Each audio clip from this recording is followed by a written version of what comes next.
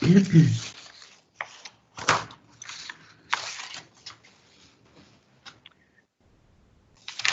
inspectors have now joined the meeting and will take over shortly. Thank you.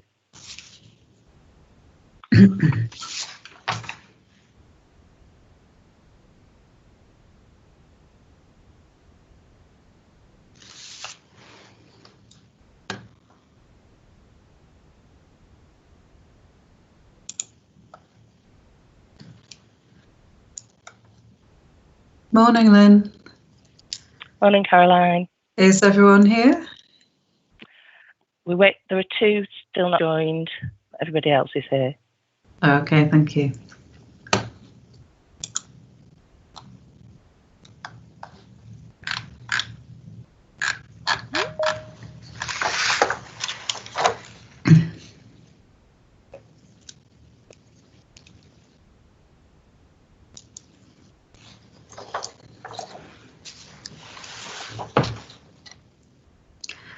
Okay then, it's now 9:30 and it's time for me to open the hearing session on Matter 8, the Greenbelt. Good morning everyone. As many of you will now know, my name's Caroline Malloy and I'm a Chartered Town Planner, and I've been appointed jointly with David Troy to hold the examination into soundness of the Halton Delivery and Allocations Local Plan, which I'll refer to from now on as the Plan. And we will produce a report of our conclusions and recommendations with regards to soundness. Just before we begin, can everyone see and hear me okay? Yeah. And also just a reminder for everyone to make sure that mobile phones are switched off or on silent whilst the hearing is in session. Could you also make sure that your microphone is muted until you're invited to speak, but leave your cameras on, just so that we can avoid any disturbance from background noise during the sessions. The hearing session is also being live streamed as well as being recorded by the Council and published shortly after on the examination website for interested parties to view. Our role as inspectors is to assess whether the plan satisfies the requirements of the 2004 Act, the relevant regulations, and whether it is sound. In order to be sound, the National Planning Policy Framework states that plans should be positively prepared, justified, effective, and consistent with national policy. Many of you will have already met Lynn Donnelly, who's the Programme Officer for the examination. Lynn works for us and independently from the council, and she's responsible for all of the administration arrangements. And outside the hearing sessions, any contact you make should be through Lynn. For those of you who are new to the hearing sessions, the guidance note sets out the procedures to be followed at the sessions and the way in which written representations will be dealt with and the availability of information. The way we expect participants to behave during the hearing session is set out in the virtual hearing etiquette guidance, which has been sent out to all participants. The hearing session is programmed to finish hopefully no later than 1. However, there may be some flexibility on that. For those of you who are new to the hearings, the hearing session will take the form of a structured discussion, which I will lead from the previously circulated agenda and also the matters, issues and questions. And Mr. Troy may also have some questions. We shall invite people to speak at particular times, but if you do have something to contribute at the appropriate part of the discussion, please use the raise hand function in Teams just along the top of the screen there. We ask that you keep your cameras switched on for the entire session, but with your microphones muted.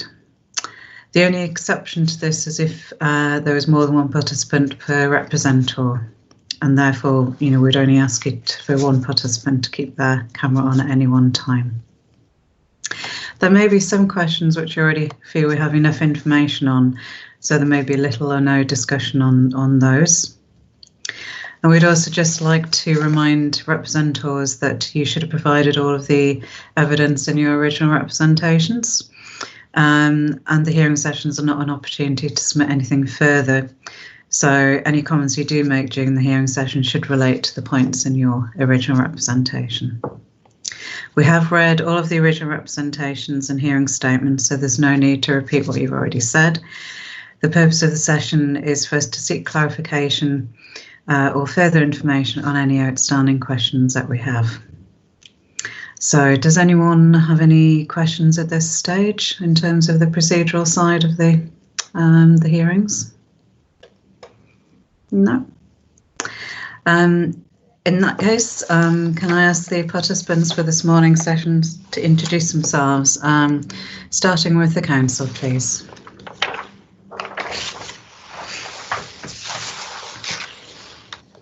Yes, good morning, ma'am. My name's Alistair Cross. I'm a team leader for Planning and Transport Strategy here at the Council. Today we're joined with Mr Hunter, Mr Plant, Ms Brindley, Ms Moyers, and I believe Mr Gibbs might be also joining us, who will now introduce themselves. Thank you, Madam. Sorry, Catherine, you go first.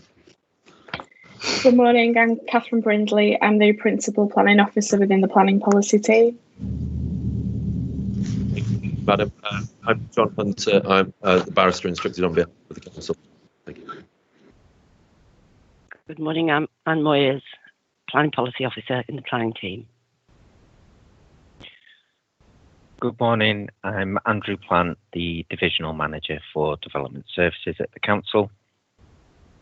And good morning, I'm Tim Gibbs. I'm the Director for Planning and Highways. Thank you. Does that complete the Council's participants? Okay, I'll just move through so it's not a free-for-all. I'll just go through the participant list and ask people to introduce themselves. Is Mrs Catherine Fitch here from Moore Parish Council? Ma'am, I'm representing Moore Parish Council. I'm Michael Lloyd, planning consultant with Berries. Thank you. And Mr Trimmingham. Good morning, Mark. Good morning, everyone. Dave Trimmingham. I'm Chief Exec at Turley, planning consultant. This morning, representing Peel Land and Property. Thank you. Dr Jones. Yes, good morning, ma'am. Here in a private capacity. Hello. Mr Harper. This is Phil Harper. I'm representing the residents of North Widnes. And I'm Colleen Harper, his wife, also resident of Widnes. Thank you. Mr. Saunders?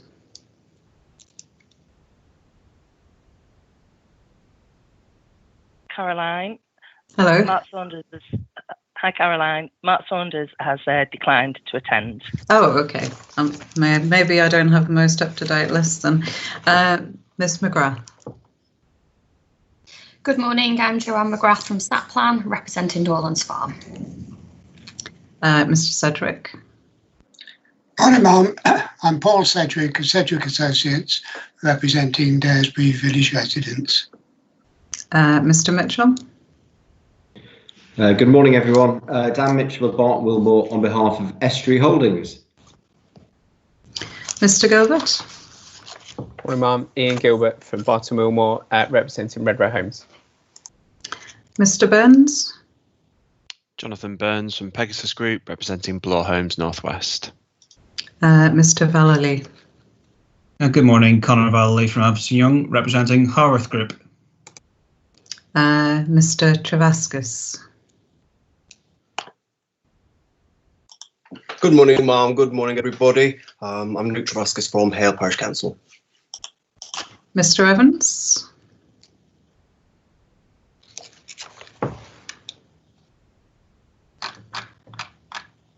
No, not today. Mr. O'Connor. Thank you, ma'am. Brian O'Connor from Litchfields, representing Ted Wimpy. Thank you. Mr. Easton.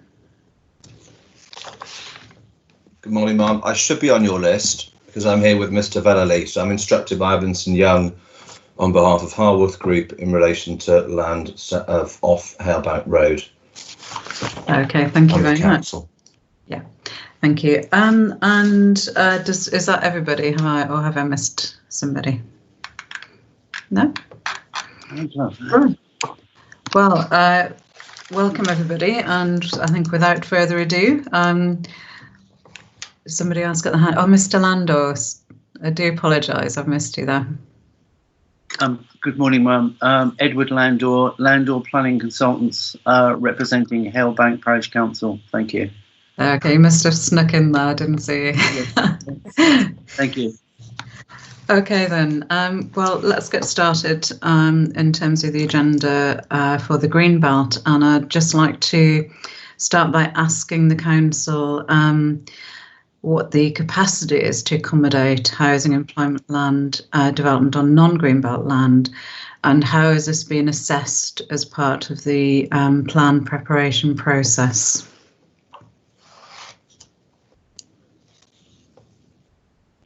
Thank you, ma'am.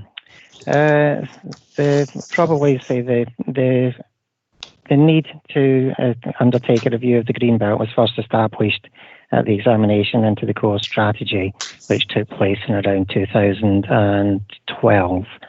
That concluded that there was not sufficient developable and deliverable land within Widnes to meet the needs of the community located north of the river. The core strategy was amended to commit the council to undertaking such a Greenbelt review, and the council then proceeded to undertake a Greenbelt review study. With the amendments to the planning, the housing, particularly the housing policy figure, it then became evident with the DALP looking to 2037 as opposed to the core strategy, which only looked to 2028. The council believed it became evident that there was also a need to review the Greenbelt around Runcorn, and the Greenbelt study was then extended to include sites around Runcorn as well.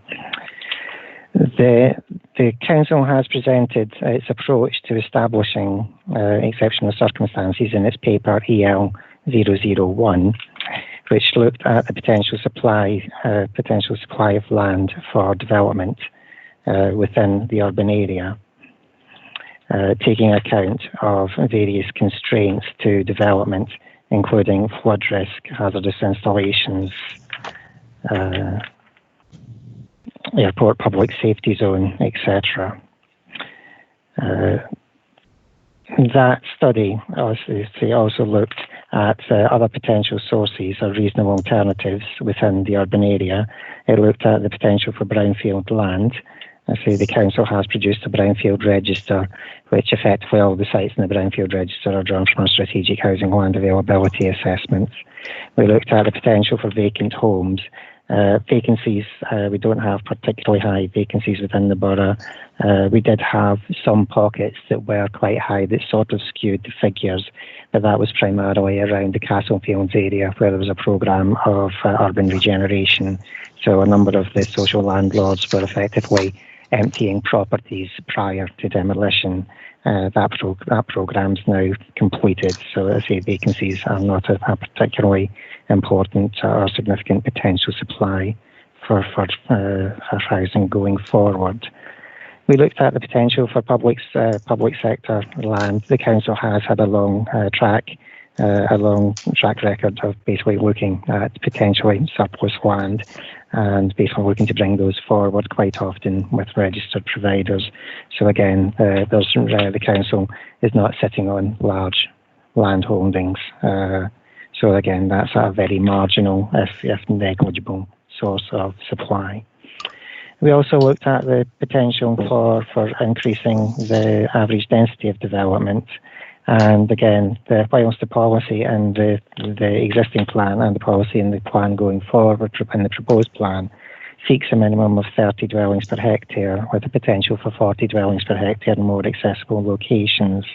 Effectively, the densities being achieved are usually, and the average densities being achieved are in excess of that. So again, we don't think there's particularly a lot of scope for us to increase densities in order to create additional capacity within the urban area. We did consider, or have looked at the opportunities in employment areas, open space as well. And in fact, the publication draft plan did actually include quite a significant number of proposed allocations on open space. And in fact, I think it's fair to say received very significant pushback from the community, who basically saw their open spaces as valuable and valued. And there was a lot of opposition, particularly regarding a number of sites in Widnes. And so the new plan is effectively sought to move away from seeking those unsupported allocations. We have, of course, looked at, as was discussed previously in the duty to cooperate section earlier in the examination, we do have regular discussions with our neighbouring authorities, and each of the neighbouring authorities has effectively has recently gone into the greenbelt, their own greenbelt, to meet their own development needs, or is in the process of doing so. So again, none of the neighbouring authorities are able to take any excess demand from Halton, and similarly, Halton is not seeking to take any excess demand from any of the neighbouring authorities. At the time of the exceptional circumstances paper, it was estimated that there was a shortfall of around 2,000 units. Since then, I say there have been significant changes, not least the proposal to reduce the housing policy figure from the 466 down to the 350, which again will obviously impact on the overall balance of demand and supply. We find ourselves in the position now of looking at the latest figures on dating to 2020, where we believe that the current shortfall across the borough is probably around 600 units. And again, as with the core strategy and throughout the period, the shortfall in Widnes is particularly acute. We think the shortfall during the planned period for housing in Widnes is around 1,000 units. Obviously, that is dependent on how the fabled split north-south of the river, but taking a roughly 60-40 split, it's about 1,000 shortfall in Runcorn. When you say shortfall, Mr. Cross, what's that in relation to? So shortfall on sort of non-greenbelt land, or?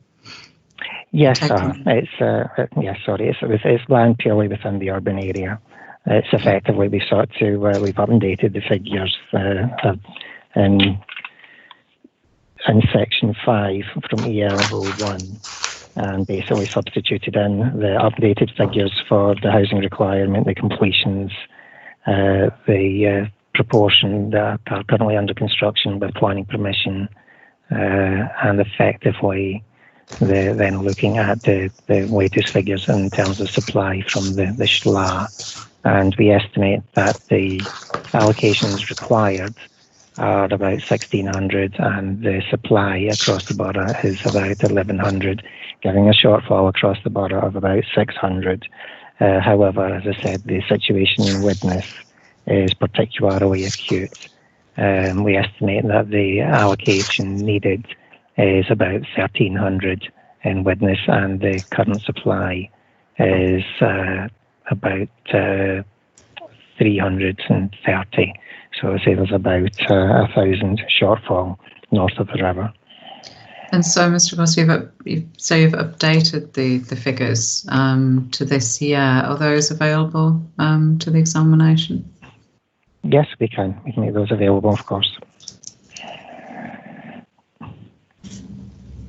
It's only a snapshot in time.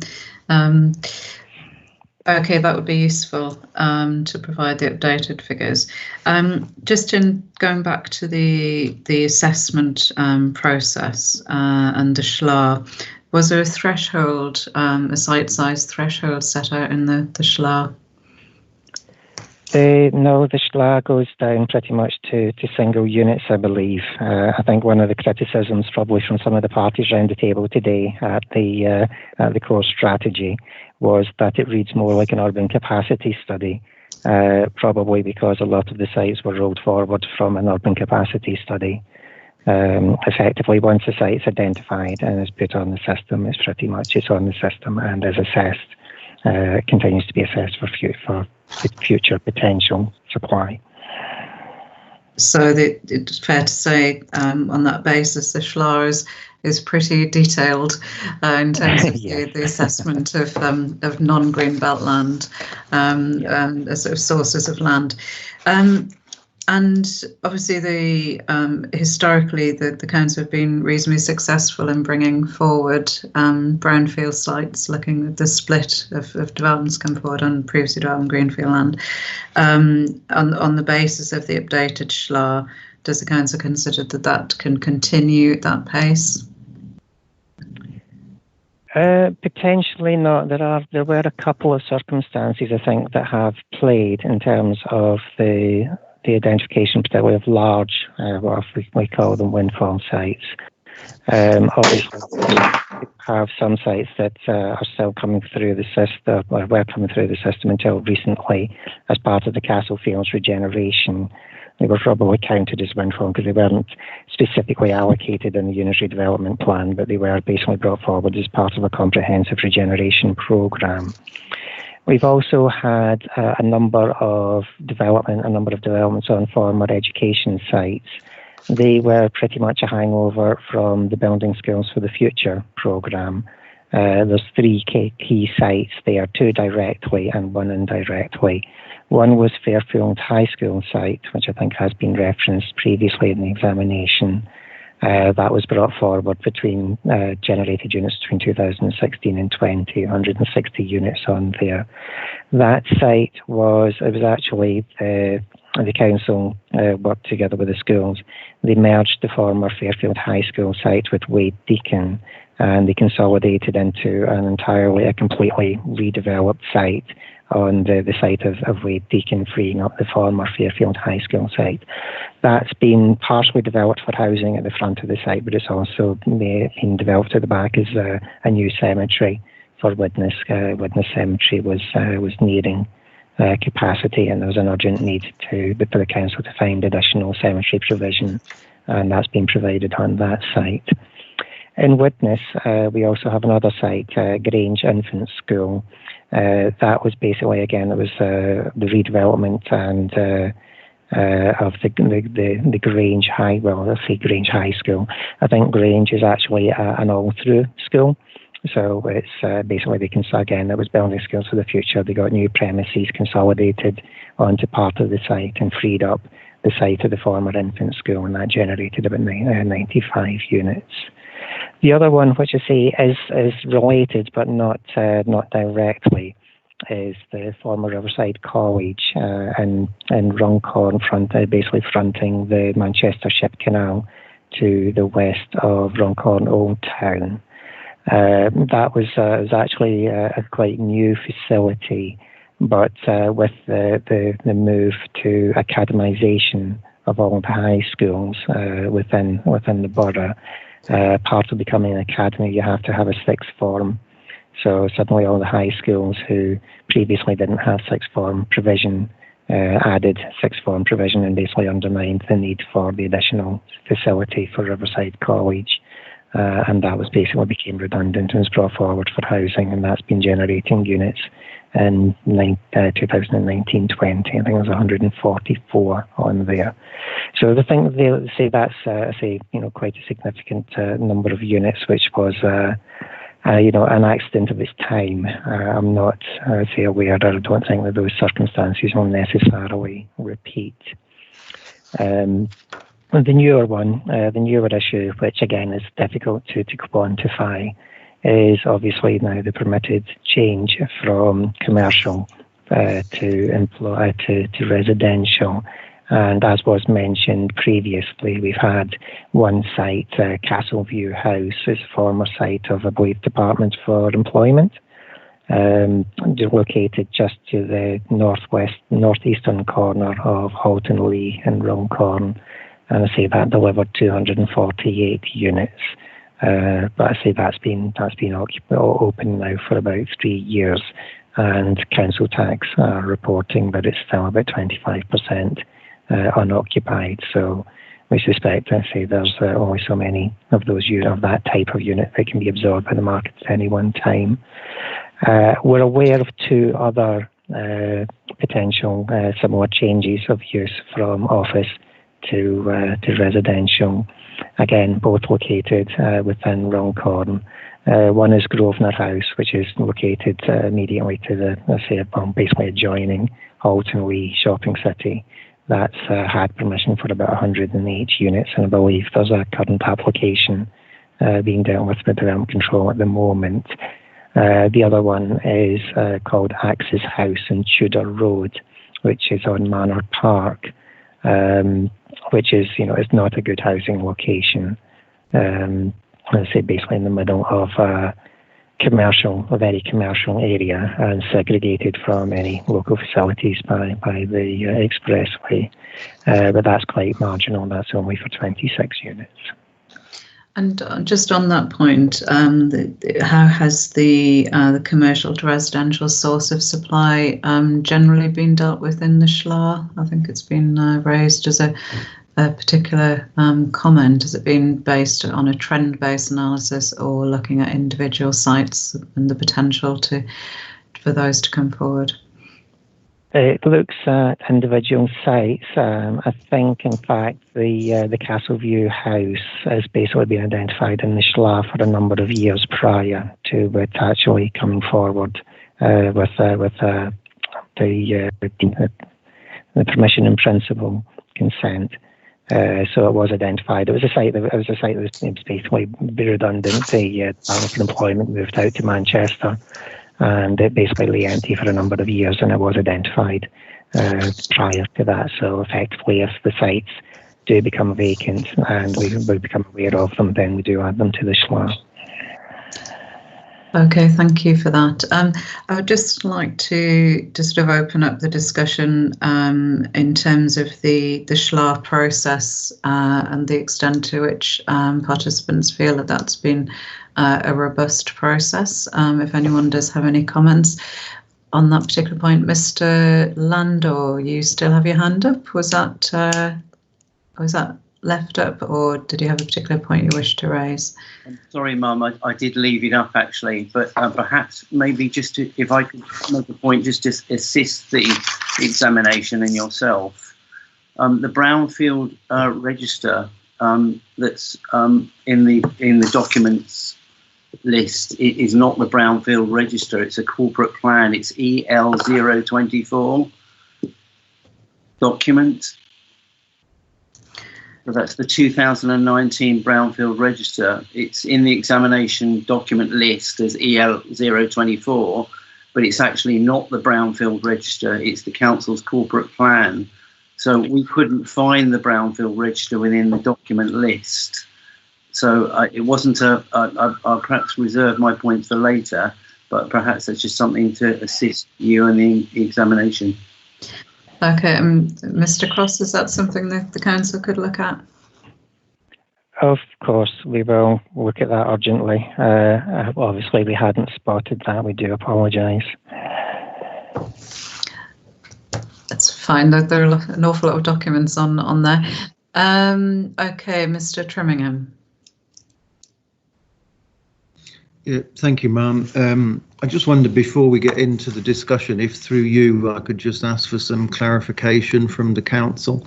I understood there to be a request from you, ma'am, for the updated figures that Mr. Cross ran through, but I just wonder if we could be clear for the purpose of the rest of this morning's discussion on the, I think Mr. Cross termed it shortfall. I'm guessing that means the land for which allocations need to be made, because I think different figures were mentioned. I'm not sure I was clear. Can we just be clear, please, on what Mr. Cross's evidence this morning is in relation to the capacity of brownfield sites against the housing requirement?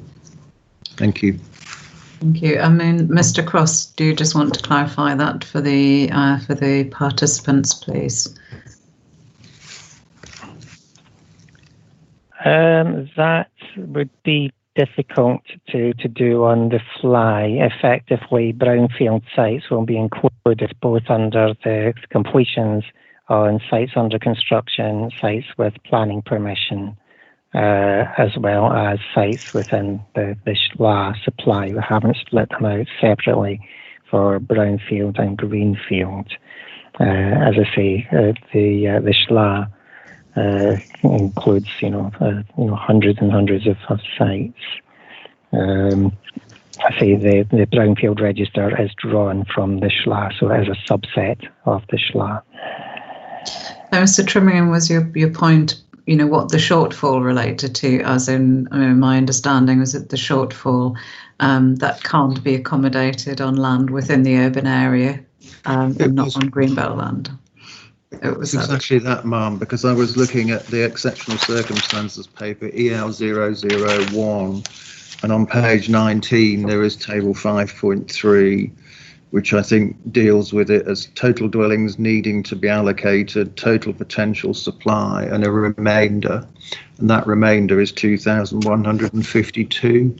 Mr. Cross offered alternative figures this morning, and I was seeking clarification as to, is that 2152 now being replaced by what the council intends to update the examination? And if so, with what number, and how is it split north and south of the borough, please? Thank you. Is that something Mr. Cross can have a look at and clarify? Certainly, it's the numbers that I ran through. Effectively, the equivalent number, I say, is just about 600 shortfall across the borough as a whole, and about 1,000 shortfall in terms of housing and Widnes. So north of the river, the shortfall is about 1,000 units.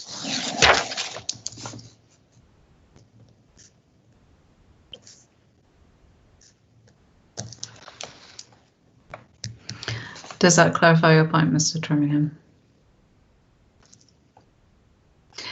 If you could unmute yourself. Sorry, yeah, sorry, Mark. To some extent, I think there's probably some further inquiry into those figures, which is perhaps best done when we've seen the basis of them and how they're calculated.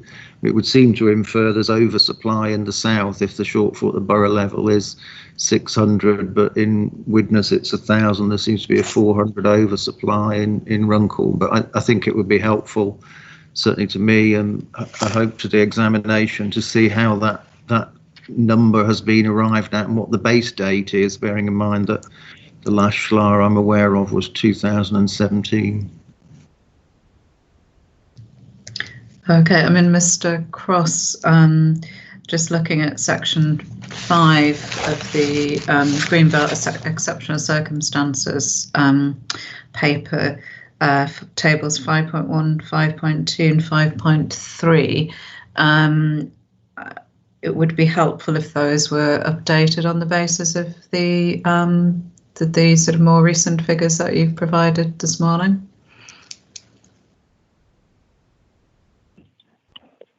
Certainly, we can supply that. And in relation to Mr. Trimmingham's point about the sort of north-south split, is that something you feel that it's possible to do? Yes, we supply that. It's no problem at all. Thank you. Mr. Harper. Thank you very much. Might just me, but I can't see anybody's video, only just the participant. Doesn't matter. I'll carry on anyway. The just talking about the SHLA. If we go back to the core strategy, 2012, which is mentioned, the SHLA was produced for that. The council said, "Oh, it goes to, it's complete. There's no question. It won't be. There's no expectation or even a reason to put any allowances for windfalls." So the windfall allowance was set to 0 in the core strategy. Previously, it was 126 dwellings per annum in the UDP back at the early 2000s, and we're proposing to go the same again on the same basis. The SLA goes to single figures, it's complete. There's no chance of it of there being windfalls.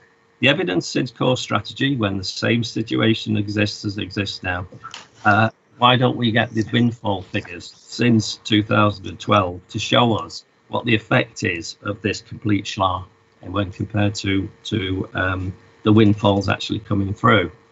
The other point I wanted to make is that the whole local plan, based on the SHLA, has specifies a 30% housing delivered on brownfield sites across the plan period. Obviously, we'll know the government targets 60%, and the actual delivery, as specified in the documents that we have been submitted for the examination, the actual delivery between 2010 and 2016 was 60%, very much in line with government targets. I just can't find the figures for the years after 2016, but the 30% is a ridiculously low figure. I'm sure the figures since 2016 will prove that to be the case as well. I'd like to point out again on the SHLA, basically, that the first draft of this, of the local plan, produced in January 2018, specified 40% delivery on brownfield sites, which equated to 4,287 dwellings across the plan period. This version specifies 30%, despite there being a housing reduction, a requirement reduction of 2,668. And there's no way that you can produce less on brownfield land with a reduced, well, it's the same amount basically on brownfield. All you do is save on greenfield. Now, if you applied the figures just based on the draft 2018 versus 2019, your brownfield delivery would be 53%. But obviously, as already been discussed, what we should do is take full consideration of where we are today as a starting point and take the percentages going forward. And I'm sure there's no question it'd be nothing like 30%. I think the other point which was actually mentioned is the, I mean, these are new figures. We've only just heard them this morning, which is shocking, really, I have to say. So 600 units shortfall overall, minus 400 in Runcorn. So there's no requirement for a green belt to be released in Runcorn. 1,000 in Widnes. What is interesting is that with Widnes being an old industrial area and Runcorn being new town, generally there's more, and they're still working to the green field, using the green fields in the new town plan. That basically, I would expect, we don't get the analysis, so I couldn't be too certain on this, that the actual windfall delivery in Widnes against the Shire is likely to be higher than the windfall delivery in Runcorn. So what we should do, on the same basis as we talked in the spatial strategy about the split in the housing market, is to split the delivery of the windfalls. And as I've already said, the windfall allowance should be actually included. So the SLAR is only a basis. There's a windfall that we undoubtedly are going to get. We've already had it. We've had it compared to the last SLAR, which was said to be complete, and we'll have it against the existing SLAR, which is said to be complete. And I do, while I'm sort of going on about it, the windfalls are, I mean, just in the first 2 months of this year, we've had applications for 66 dwellings in 2 months, which are either windfalls or small sites. And since I mentioned small sites, the small sites are mentioned in the local plan as 440 units, but specifically it says we're not going to include these in the supply figures, which seems just mad. But if you made an allowance for the windfalls, that could be included in on that side.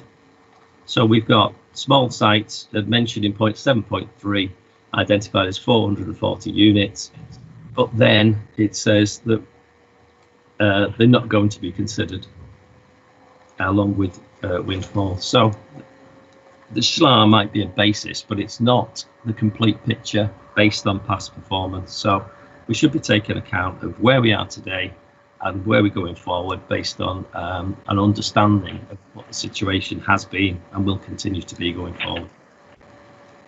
Thank you. Thank you, Mr. Harper.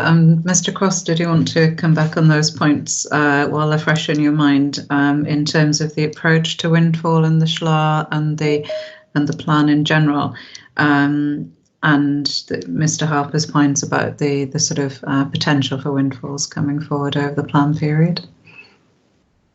Yes, certainly. Just before I get on to that, I've just my QI minions are pinging me in the background.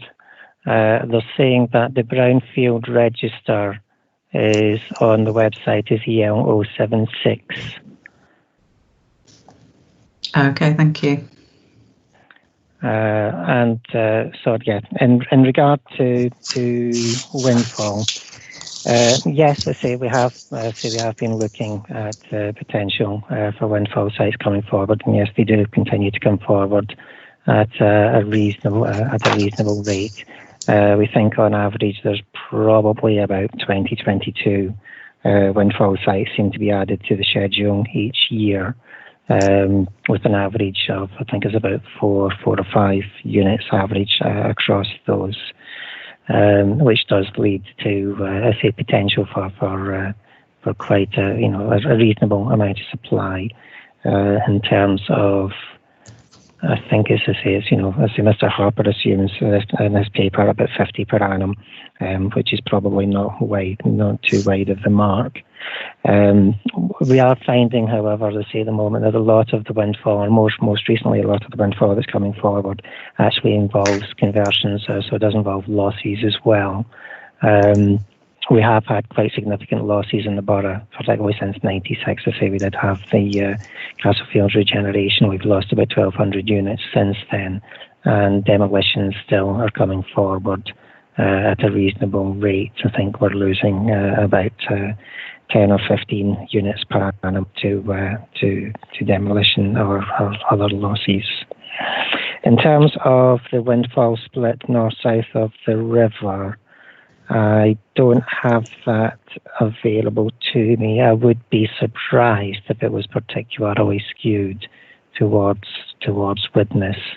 We find that, to say, it's particularly over recent years, that quite a lot of development has been undertaken within Runcorn, and that's been driven by the registered providers, quite often working in hand with the council to identify potentially small infill sites within the existing neighbourhoods to provide additional dwellings, and they tend to be on the slightly larger side of the windfall, rather than 1 or 2 units or conversions.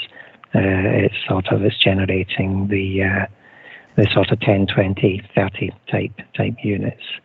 The other source of windfall that we have seen quite a bit recently as well is the conversion of pubs. We do have a number of pubs that have become redundant and have come forward, and I think there have been a few more in witness than has been the case in Runcorn in recent years.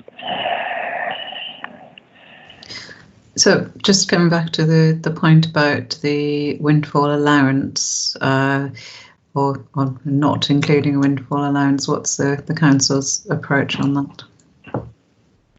I think the issue we probably have with it a little bit is to say it's just what the definition of windfall is. And if you hark back to the true definition, which is the definition that we report on, and the the Housing Land Report, effectively is sites that aren't identified in a local plan.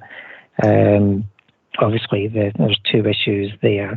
One is that we don't allocate sites below 5 units generally, so basically all small sites will be windfall. And secondly, obviously, the age of the local plan.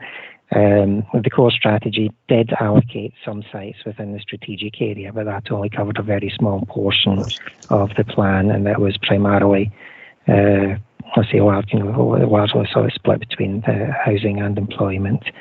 Other than that, it's the Unitary Development Plan from 2005. So with so it's like 15 years hence, if a large proportion of your sites weren't windfall at this point, it would probably be quite surprising.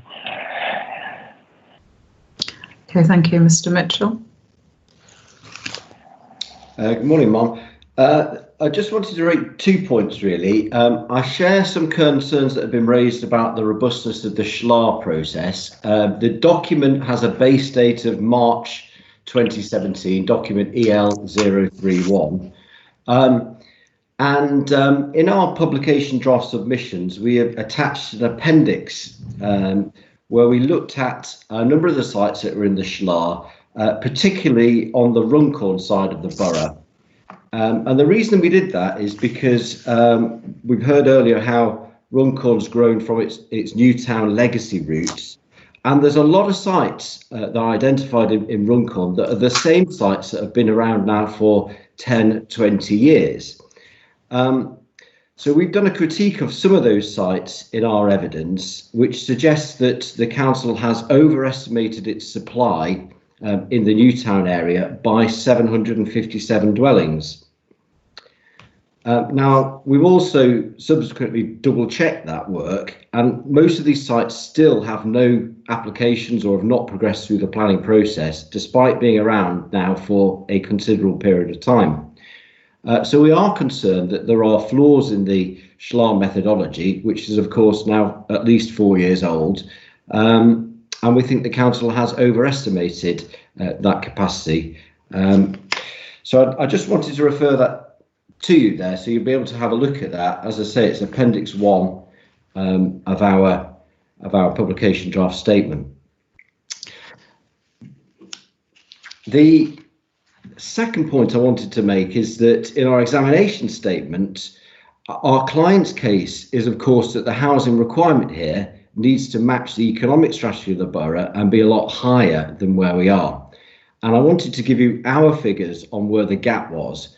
It's paragraph 10 of our hearing statement, and we estimate that the shortfall, if you like, overall is 6,500 to 6,900 homes based on a higher housing requirement. You've heard the metaphor evidence, but that is our position as to where the gap is and where we need to go in terms of land release overall. Okay, thank you. I don't want to revisit last week's session. It was quite a thorough session. But Mr. Cross, do you want to come back on the point raised about the sort of the date of the SHLAR and the sites which have been sort of carried forward and which maybe still don't have planning permission? Yep, sorry, I didn't have. I was just trying to see if I could find the statement. Would it be helpful if you could just very quickly clarify the broad geographic area, and then I could probably give a more focused answer. I say, unfortunately, I don't have the paper immediately to hand. Mr. Mitchell, can you clarify that? Sorry, I was referring to our publication draft statement and Appendix 1 of that, where we've looked at about 15 sites, particularly on the Runcorn side of the borough. We have got a session later on supply, as we understand it, in the Part 2 or Part 3 session. So I was going to go through every one of those sites at that time rather than now. But I just wanted to make the point that, we have raised objections, and it is our view that the council's overestimated that by about 750 dwellings. I can go through every one of those sites now if you wish, but you're shaking your head at me, Ma'am, so perhaps we can save that for our Part 3. Okay. We may need to revisit the time we've allowed for that session then. Well, I'm very quick with my points normally. So I just wanted to make that point that we don't think the SLA's right, and we think they've overestimated, particularly on those former Newtown pieces of land. And the second point, of course, was just making it very clear that, our case is that the housing number is higher, and therefore the gap is higher. Thank you. Okay, thank you. If I would assist, I can talk in very general terms about the Newtown sites. I'm assuming it's sort of Sandymore and Warford Farm. I can basically deal with those quite quickly. Sandymore did start to build out a number of years ago. I think they built about 840 units. I think this has been mentioned previously at an earlier session. Unfortunately, I'd say there was a flooding event where water was gotten rather closer to people's houses than the modelling had anticipated. So effectively, to use the flippant phrase, rain stopped play for a number of years. The Homes and Communities Agency basically stopped bringing sites forward in that location. Undertook a lot of additional technical work in consort with the Environment Agency and remedial measures, which I believe were primarily focused around a small degree of land raise and reprofiling of Keckwick Brook as it runs through the site was undertaken. As a result of that, there was probably no housing built on Sandymore for about 12 years. But I say the site has now, the technical issues have been resolved, and the site is now progressing and is probably one of the main drivers for completions within Runcorn currently. We then have the other part of the site, which is Warford Farm, which is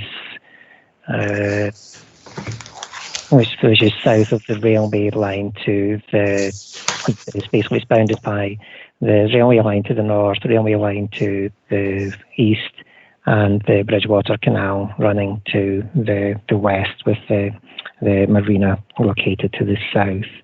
I think that was always seen as being the later phase that would follow on after Sandymore.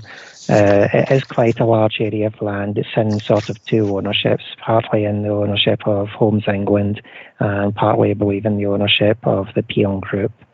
The site does have access constraints, and Homes England have been actively looking at that site at the moment in terms of identifying the access into the site and the potential capacity.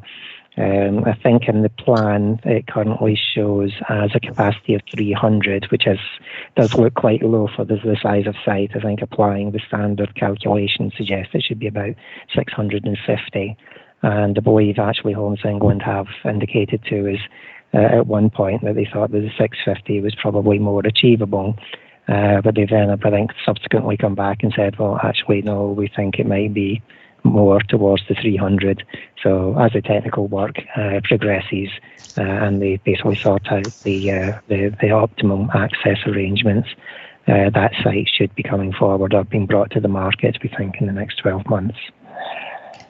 Okay, thank you. Just in terms of the general sort of base state of the plan, of the SLA, obviously there's sort of been an attempt to update those figures, but there hasn't been a review of the SLA. Can you just sort of tell us where the council's at with that, please?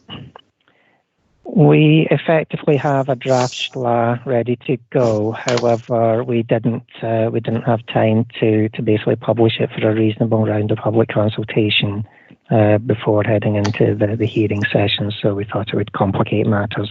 But I say it's practically ready to be published for consultation. I think it was slowed down a bit last year due to COVID, wasn't it? Yes, both the general COVID and also our monitoring officer, unfortunately, has been down with COVID himself. Okay. I am conscious of time, so I don't want to get into too much detail on individual sites, so just bear that in mind.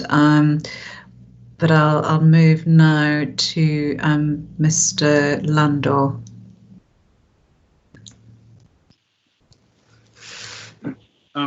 Thank you, Mel. I just wanted to I'll make my points very quickly, conscious of your remarks about time.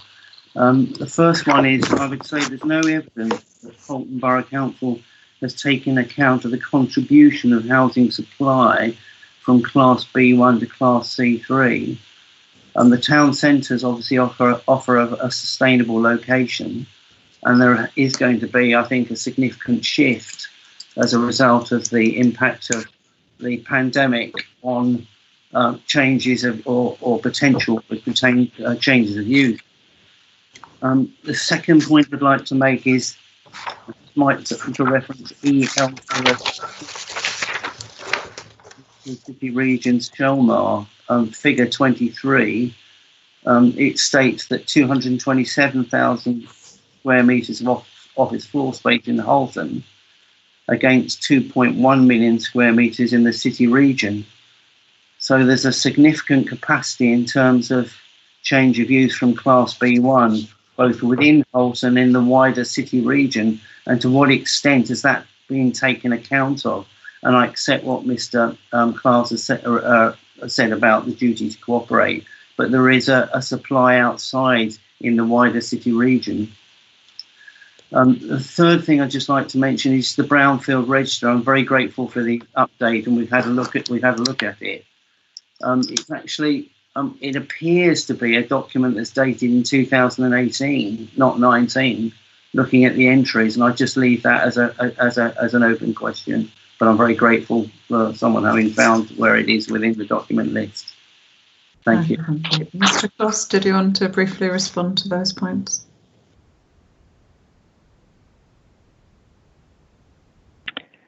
Yes, I think we've already mentioned that there are a number of commercial to residential changes going forward. I say in terms of the larger units, I say we've discussed the 3 units that we've had. We've also mentioned that yes, we are getting a number of applications for conversions of former commercial units, being primarily pubs, but also we do get applications within on the fringes of the centres. I see. So it's not that's conversion from whenever you visit particularly Widnes, you'll probably see that the town centre was effectively the main drag, as particularly in the southern extents and the northern extents are sort of residential properties that have been converted to commercial, and so are eminently suitable for reconversion back to residential. And we are seeing that at the fringes.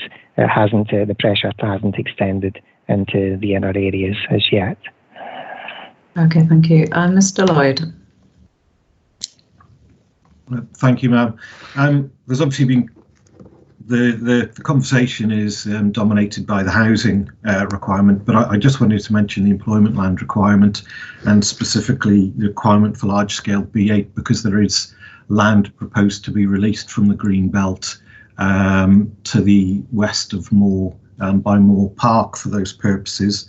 And in that regard, I'm struggling to find any evidence to justify that release.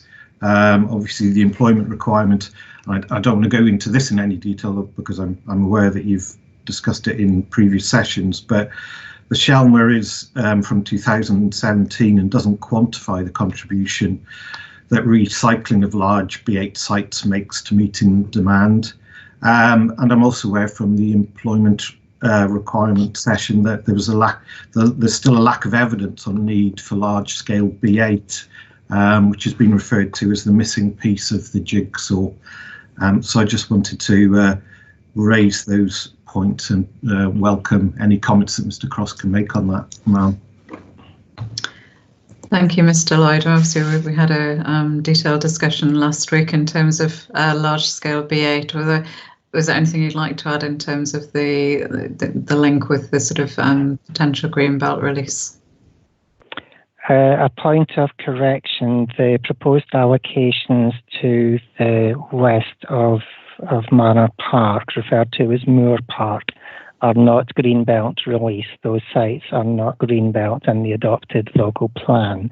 They're identified as open countryside, which effectively is the UDP's equivalent of safeguarded sites. Thank you. Mr. Lloyd? Yes, if I could just come back on that. I believe that part of site E29 and also allocation E28 are currently within the existing Greenbelt boundary. Mr. Cross?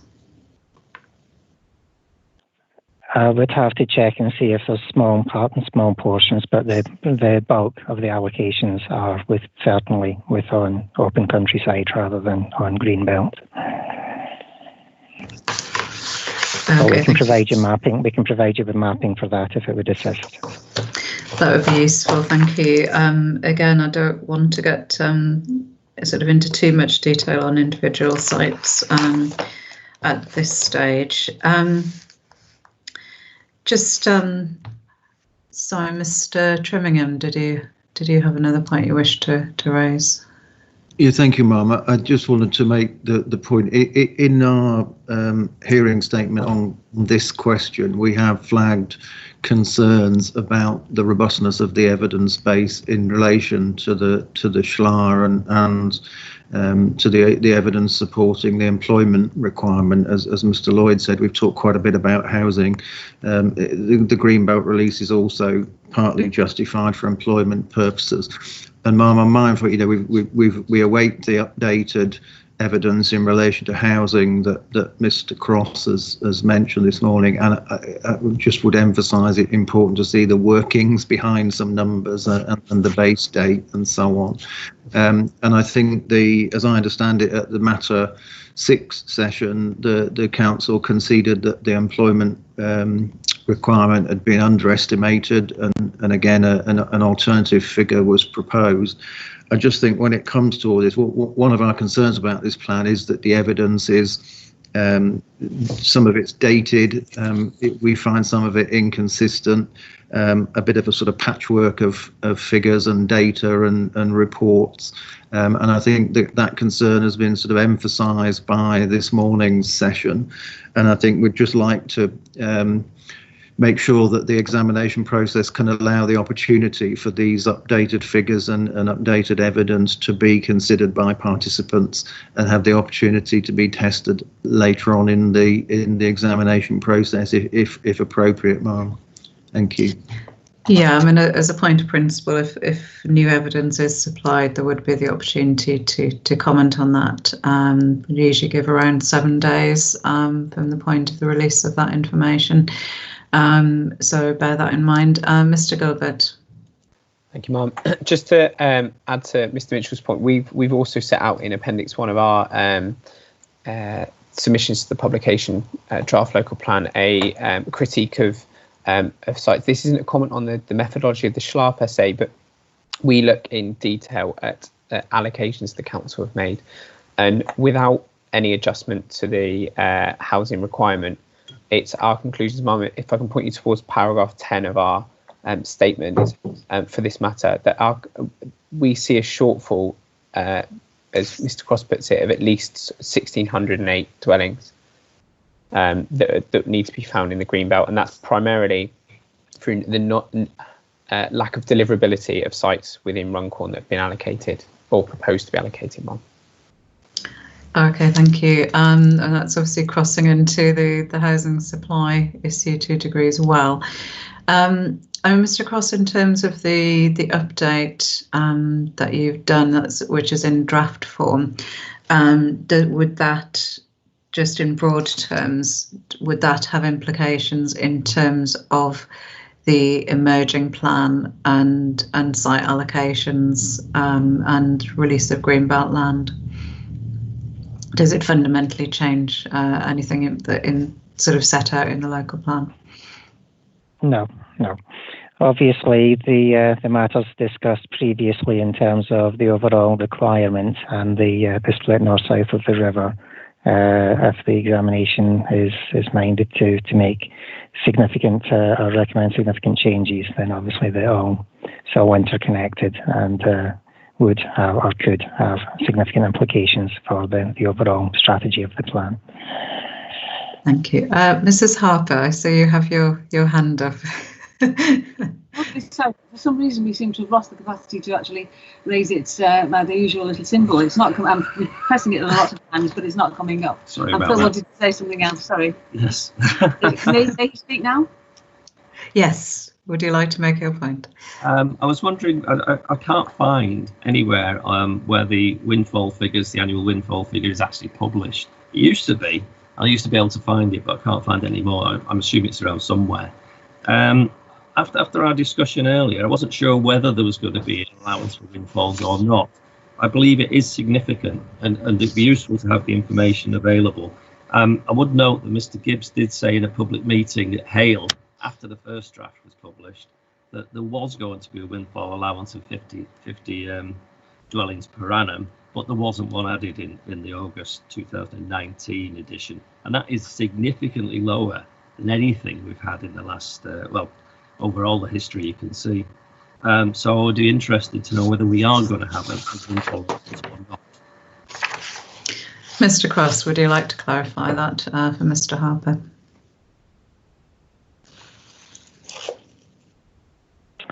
The windfall allowance, I say, we've traditionally reported it in terms of the performance against the unitary development plan and in concert with the core strategy. It's reported as annually in the Housing Land Availability Report, which is EL 101 and set out at page 11. As I said, however, the usefulness of it as a measure is 15 years on from the adoption of the UDP is potentially questionable. I say we have looked at the each year's schedules, and say we've been looking to quantify the rate at which sites are identified, which I say we can provide. In terms of the including an allowance, we haven't previously included an allowance because we have concerns over the robustness of the data. It's something that we could potentially we could look at. It's sort of tempered by the fact that there are also demolitions, and there's a marginal 10% slippage, so it's a bit of a balancing act. We haven't included it, but if the examination is minded that we should, then we can look in more detail.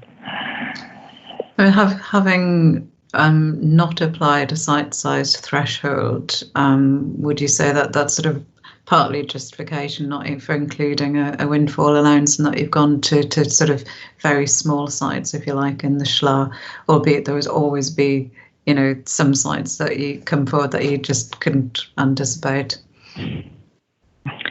As I say, the SHLA goes down to single units, and our monitoring goes down to single units. I say there have been some years, I think, where there have been quite significant numbers in terms of total, but the average number of units has been sort of down as low as sort of like 3 or 4, I think, on individual years. I say the plan doesn't seek to allocate sites below 5, so by definition, any small sites of below 5 units is a windfall site. I think we have referenced previously, I think it's in the annual monitoring report, the contribution of small sites. And I think we'll probably be getting onto that this afternoon as well, in discussion of the interim arrangement. I say small sites do account for about 50% of the total number of sites, but they account for about 2% of the total supply. So 50% of sites, but how much was that of supply? What percentage was that? From memory, it's about 2%, but I can happily look that up.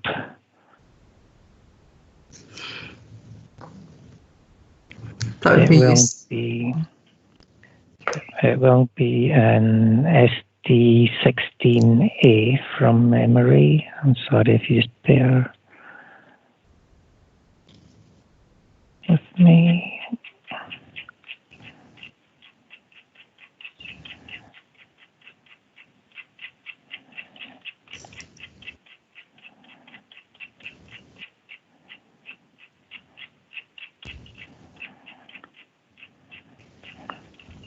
I apologise, there's a bit more scrolling than I was anticipating. It's in the housing supply and site size sheet, reference AMR HOU 1033, and it effectively shows that sites of less than 5 units account for 49% of the total number of sites, but they equate for 2% of the total supply. Sites less than 10 is 54% of the number of sites and 3% of the total supply. Okay, thank you. So as a proportion of the overall sort of housing requirement, relatively small sort of contribution. I am very conscious of time. We do have a lot of other matters to get on to on the agenda in terms of Greenbelt. Mr. Landor, was your point relatively quick? Yes, ma'am, it is very quick. Mr. Lloyd mentioned large-scale B8 uses, and we asked a question last Wednesday at the examination about the predicted level of vacant and B8 uses, well, B8 land lost to other uses. In SD033, it was predicted at 132 hectares. So has this been factored into the housing and employment land requirements? Mr. Cross? Sorry. I think we did cover large-scale B8 last week, and we have provided a map showing the current location of the large-scale B8 sheds. I think effectively it's quite clear that they are located within almost, exclusively employment areas, and we think it would be very unlikely that those areas would come forward for residential, and it would be very unlikely that the council would support applications for residential on those areas. The map provided was EL 105. Thank you, Mr. Cross. Just moving on to the next point of the agenda, in terms of, how has the assessment been affected by the spatial strategy? Obviously, you've touched on my colleague's report in terms of the, the need to release Greenbelt land in Widnes, and we've sort of discussed to a degree the split between Runcorn and Widnes. Is there anything you'd like to add to those general points? Probably, other than just to say that the council is seeking to have a balanced approach. We're not just basically allocating where land is available. We are seeking to meet the needs of all our communities.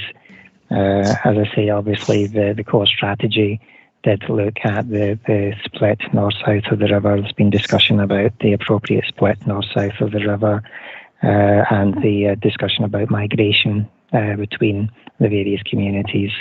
We consider that the plan does meet the needs of all the community, that the distribution is appropriate.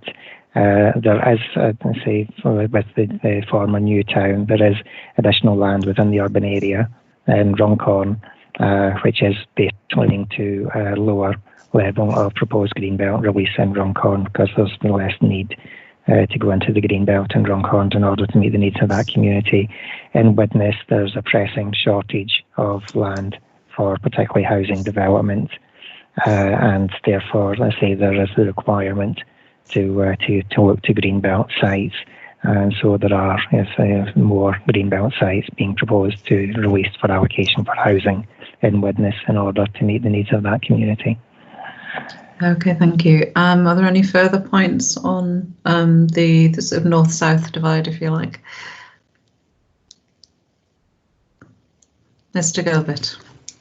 Ma'am, I think it's a point we can come back to later, but we do, on safeguarded land and the amount of land allocated, we have for the exact reason Mr. Cross set out there, we do have a difficulty with the amount of land that's been allocated and proposed for safeguarded land at Runcorn. We feel the need for greenbelt releases in Widnes and to the north of the river, ma'am.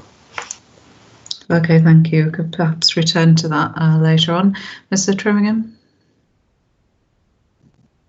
Yeah, thank you, Mara. Is effectively going to echo what Mr. Gilbert has just said in relation to the mismatch that we say the plan perpetuates between housing and employment land, and in particular, draw attention to the NPPF paragraph 138 does require that where greenbelt is being reviewed, the sustainability of the pattern of development is taken into account. And I think, at risk of repeating what we said in matter 3, but Halton is unusual in having two largely separate housing markets operating between them, and it's important that those the needs of each of those communities is properly met in a sustainable way, and especially so because greenbelt release is being proposed.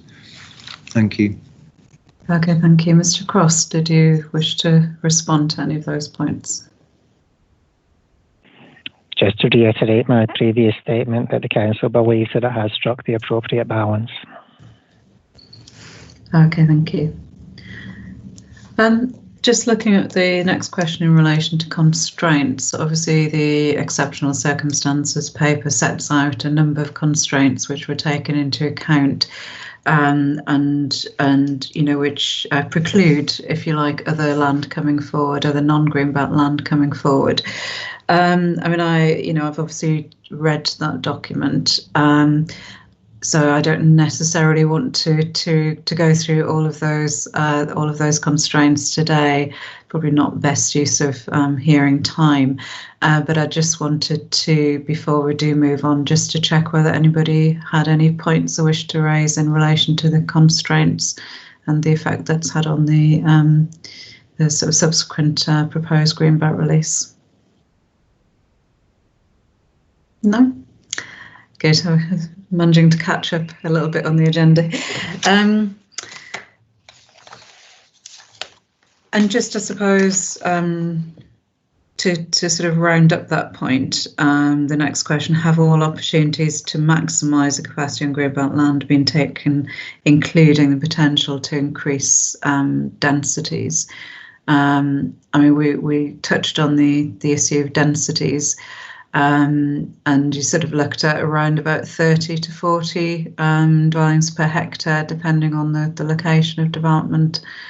Do parties feel that's an appropriate sort of density range, if you like?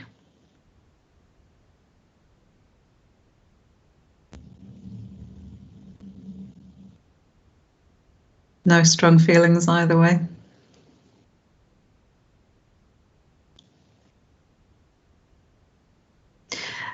So just, Mr. Cross, does the council feel that they have looked at all potential sources of supply and to maximise capacity on non-greenbelt land, just as a round-up question? Yes, we do. We think it's been a comprehensive approach. Okay, thank you. Any other points on that broad sort of question? No.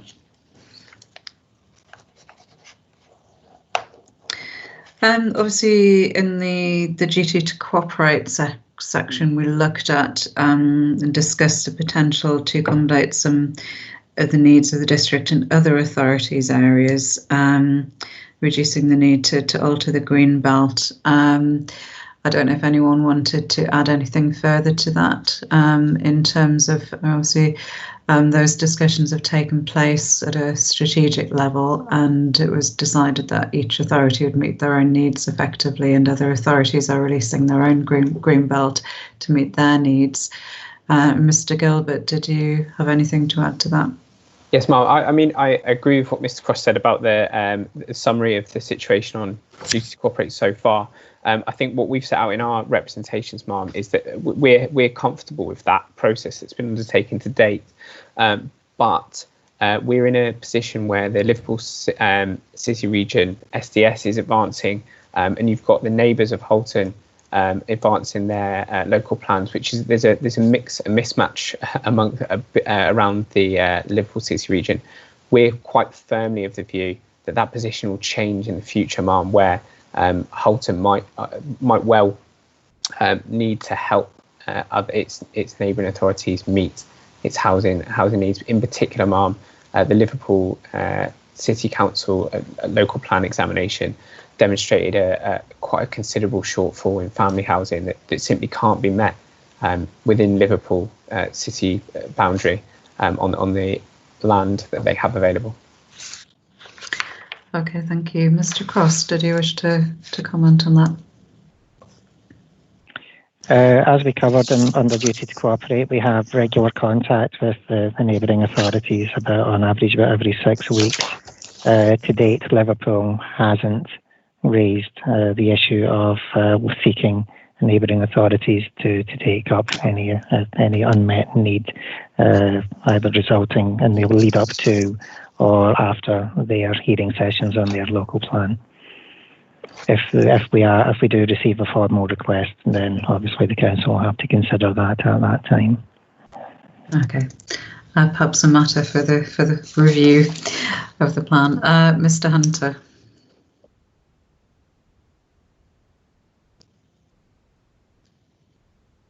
Mr. Hunter? Sorry, madam, I think I was muted. I apologise.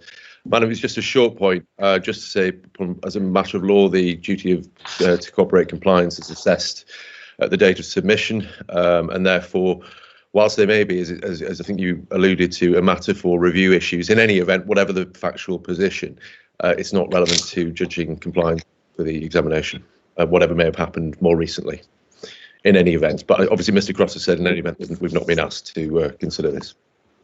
Okay, thank you. Obviously, we don't have the benefit of a crystal ball, not even planning inspectors. So I think that will be a matter for review. Just looking at where we are at.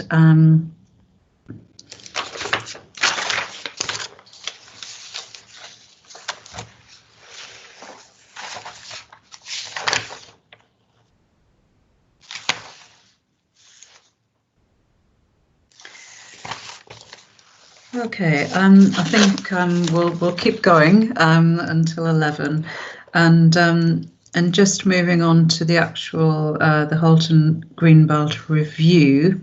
Obviously, it was becoming clear to the council that it would not be possible to meet the housing requirement on non-Greenbelt land, and it undertook a Greenbelt review to inform potential releases. Can the council just please broadly outline the methodology employed in that review, please? Yes, thank you. The methodology is set out within the Greenbelt document, the Greenbelt review document itself, and is set out in our response question 8.6. Effectively, we decided that we would look at the entirety of the Greenbelt rather than doing a broad sift and then only looking at particular areas. Given that Halton's a small authority, this area of Greenbelt is quite small. It was felt that a comprehensive approach would be more appropriate. We looked to identify to subdivide the area into study parcels. We then sought to assess each of the study parcels against the 5 purposes of including land within the Greenbelt. We've then basically, I say we published the results for consultation. As part of the consultation, a number of parties recommended that we should group some sites in order to make them more and assess them in terms of the parcels that are likely to come forward.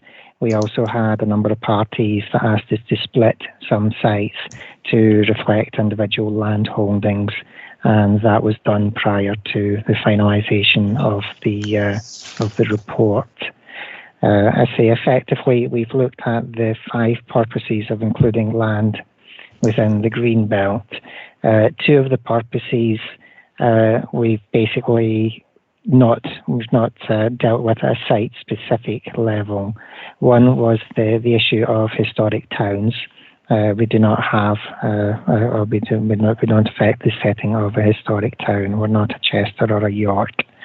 And the contribution towards regeneration, effectively, any greenbelt site would have an equal contribution towards regeneration. So we didn't look at that on a site-by-site basis. Okay, thank you. And how did the council approach the identification of land parcels and sort of broad areas? You mentioned the sort of grouping of sites. How is that undertaken? Initially, it was primarily done using mapping and aerial photography. We sought to identify parcels that were in the same use, broadly similar character, and were identifiable by, or were defined by identifiable boundaries. I say each site was subject to a site visit, and so if it became evident that the parcel was not appropriate, then the parcel would be split or amalgamated as appropriate and assessed on that basis. Okay, thank you. And in terms of assessing the contribution that those land parcels and sort of areas made towards the greenbelt purposes, how is that assessment undertaken? Effectively, we went through each of the purposes of putting land into the green belt. The study basically walks through the different purposes. So for purpose 1, I'm just finding the sorry, and page 21 of the Greenbelt Study main report, yellow 3. Purpose 1, we looked at containment, and we looked at rounding, and we assessed the parcels against those 2 criterion. For purpose 2,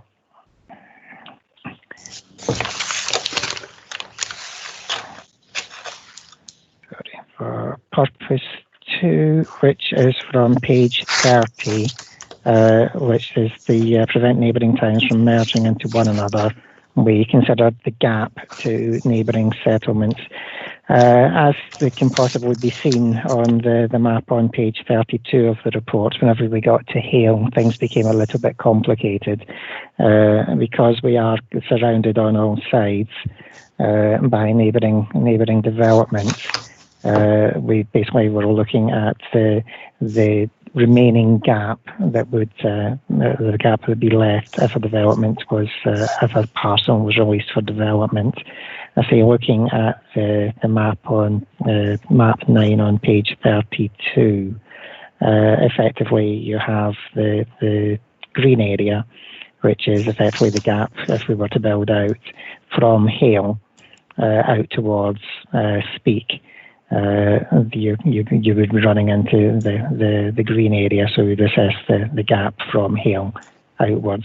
The green area. So if I say that like to the east of Speak, if you were to release one of the parcels immediately adjoining Hale, we'd measure the gap across the red area to the greenbelt boundary at Hale. Similarly, say we've been looking at, say, the implications of if we were to release a site, what would the remaining gap be? And say the summaries are set out in the preceding tables.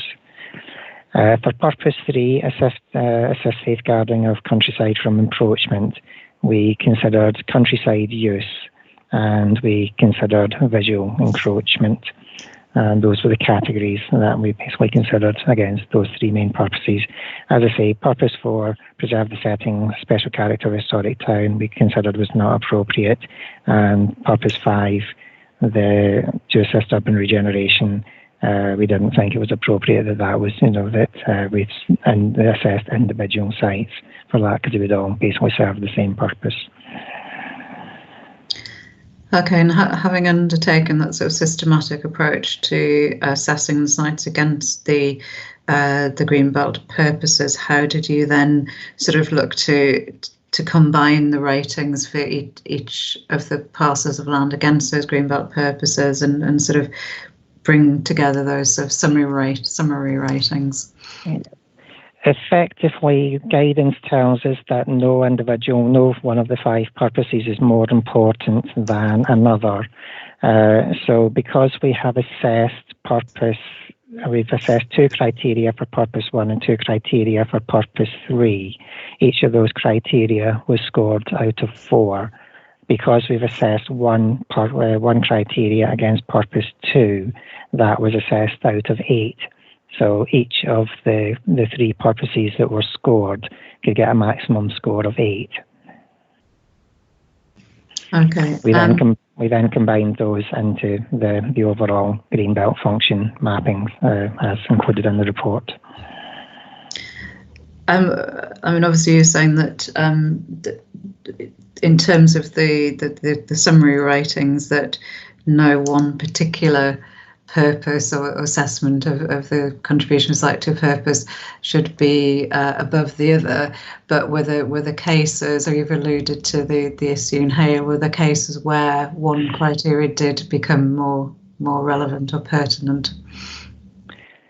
In terms of interpreting the results, then yes, effectively, particularly the gaps between settlements, does become more pertinent, more important. Principally, I say the gap to the east of Moore out towards Warrington, the gap to the north of Widnes heading out towards the M62 and Rainhill, which is just over the motorway junction, and then obviously I say with the gaps between Hale Village and Hale Bank and to Speak. Okay, thank you. We'll bring Mrs. Harper in before her hand drops off there. Thank you. I still can't get this symbol to work. Well, first of all, Mr. Cross said that Widnes was no York or Chester or whatever, but the village of Farnworth surely can be considered as historic. This church there is nearly 1,000 years old.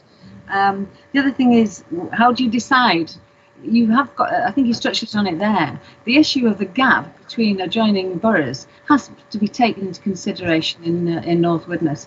Hopefully when the inspectors do come up and see their site visits, they'll notice that the gap at the moment between Widnes and St Helens is roughly 2 Fieldsworth, and if the plans go ahead as they currently are, that'll be reduced to 1 Fieldsworth difference between the 2 towns. The Greenbelt here is already at the narrowest that it is in the whole of the Northwest region, I think. And we would just like that issue to be taken far more into consideration. I think, Philip, you have something. I was just saying that we did there. make the comments when the Greenbelt review went on, but maybe it's cherry picked what they decide to take account of and what isn't. Thank you. Mr. Cross, did you briefly want to come back on that point? I fully agree with the issue that the Greenbelt gaps in this area are particularly narrow. I think guidance used to reference that Greenbelt should be several miles wide. The map, there is a map in the map 1 in EL03 shows the Greenbelt boundaries as were at the time across the whole of the Liverpool City region. And again, that quite clearly demonstrates that there are very, very narrow gaps between Liverpool and Kirkby, Liverpool and Maghull, areas of St Helens, and obviously the gaps between Widnes and Warrington, Widnes, Liverpool, and Widnes and St Helens are certainly, in a lot of cases, less than several miles wide. But we are a tightly developed sub-region, and I say, the gaps are where they are. So we have sought to try and avoid the merging of settlements. Okay, thank you. I'm conscious of time, so I think we'll break there and adjourn the hearing until 11:30. We'll continue with the agenda. Thank you very much.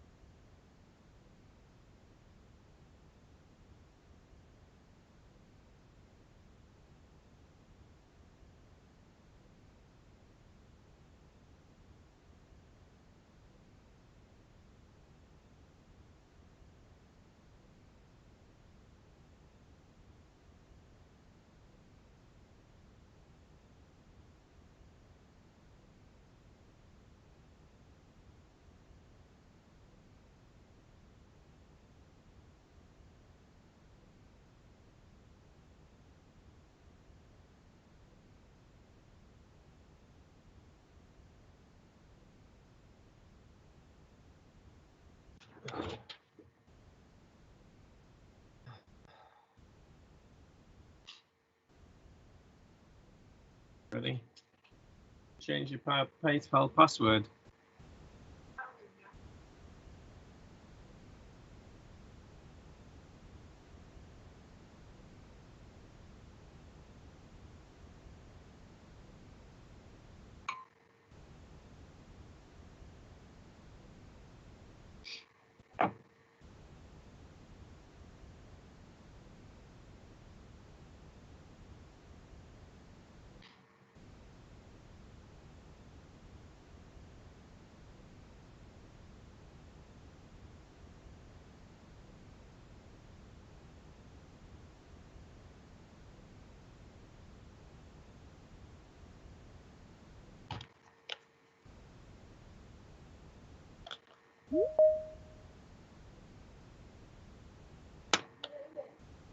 Yeah, we're in.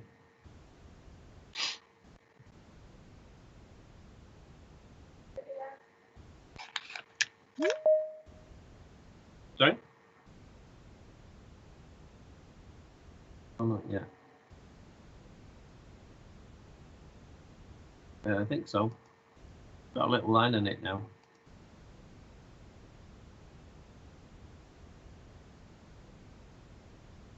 We haven't got the video. Philip, just so you know, you're not on mute at the moment. Oh, sorry.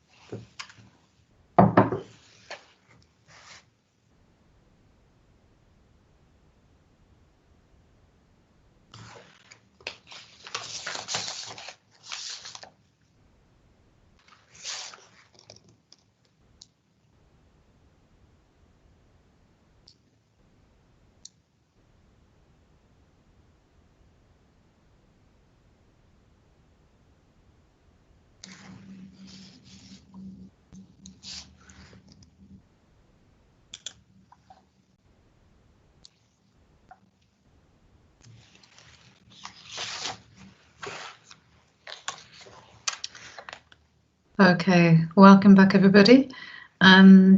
Just to make sure that everybody's here. Mr. and Mrs. Harper, have you tried rejoining the meeting just to try and resolve the issue of the raised hand function? Hello. I did. It was working seconds ago, but I don't think it works now. I don't. Oh. Are we all right doing this? We'll keep an eye out for the wave. Okay then, just to pick up where we left off. Before we move on, just to check that there aren't any other comments in terms of the methodology used in the Greenbelt Review, or in terms of the robustness of the review itself. Mr. Harper. Sorry, thank you. I did thank Mr. Cross for giving the reference for the windfalls, EL 101. I was actually quite stunned, really, to see that last year windfalls amounted to 523, or 87% of the total deliverables. And in the last 10 years, we're talking well over 50%. So I think not having an allowance at all doesn't make any sense at all. And possibly you're talking about a conservative 100 a year. But I mean, certainly there's no justification for a zero allowance for windfalls. That's my comment. Thank you. Mr. Cross, did you want to respond to that? Again, just to repeat what we said in terms of the reporting and the monitoring report is basically against the allocations in the UDP, which is 15 years old. I just don't have to hand the total that would have come forward, or would have been on completions on sites that have come forward recently. The last figure I have, I think that I can see here, was for the previous year, and it was about 61 units had come forward on sites that were added to the schedule since the core strategy, so since 2014. But I don't have the 2020 figure to hand. In terms of the broad point Mr. Harper was making in terms of whether whether there should be a windfall allowance. It would have to be predicated on some serious detailed analysis to quantify the actual rate. As I said, the figure that we quote or we report in the annual monitoring report is harking back to the UDP of 2005. So obviously, yes, we would expect that the majority of those sites will have been built out by now, because we are getting beyond the plan period for that plan. And obviously we're looking to bring forward new sites and the new plan. Okay, thank you. Obviously, I've heard views in terms of the windfall allowance. Mr. Lloyd. Thank you, ma'am. I just wanted to mention that obviously the Greenbelt Review predated the Warrington local plan proposals for the Southwest Urban Extension, which includes about 1,600 new homes in a local centre, and also the waterfront development, which included about 2,000 new homes and major employment in the Moor area of the district. This has significant implications on the Greenbelt, release of Greenbelt on the Warrington side of the border, and obviously affects the way that the Greenbelt parcels on the Halton side of the border scoring should be assessed. So it's just a general point, ma'am, that the Greenbelt Review did predate those proposals in the Warrington local plan, and therefore hasn't addressed them. Mr. Cross, was the council aware of those proposals whilst undertaking the review? No, we weren't, but we would probably just have to say that they are proposals at present. I think Warrington was supposed to have submitted their plan by now, but I believe that they've delayed progress until probably June at the earliest. So I'm not quite sure what their current timetable is. But yes, they do have, I say Warrington is proposing significant greenbelt release in various locations. They are proposing what's known as the Southwest Urban Extension, which is heading out, basically closing a lot of the gap towards Moor. They also have proposals on the north side, the north bank of the Ship Canal, which includes what they're terming Port Warrington. I'm sure if your site visits, if you venture down that far, there is a swing bridge over the Ship Canal to the rear of Moor. To the slightly upstream to the east is the former DuPont facility, but also to the downstream to the west is the Moor Nature Reserve, and Warrington is basically proposing to build over Moor Nature Reserve with Port Warrington development.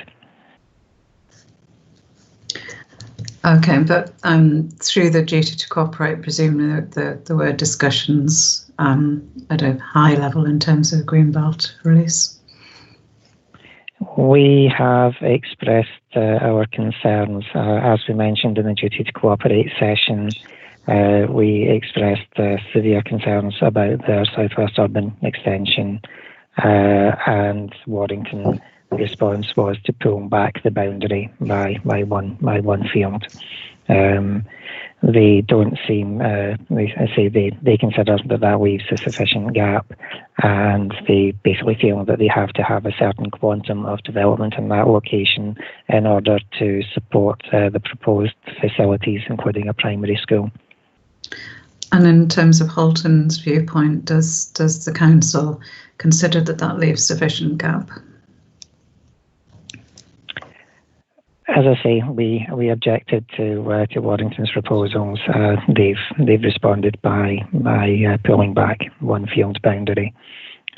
We do have some of their consultation material uploaded onto our GIS system, and again, we can happily provide mapping to show their proposals on an ordnance survey base, so you can see the relationship to the proposals within Halton Borough. That would be useful, thank you. Okay, just moving on now to look at if there aren't any other comments in terms of the broad approach. Just looking at the way in which the Greenbelt reviews influenced the selection of sites in the local plan.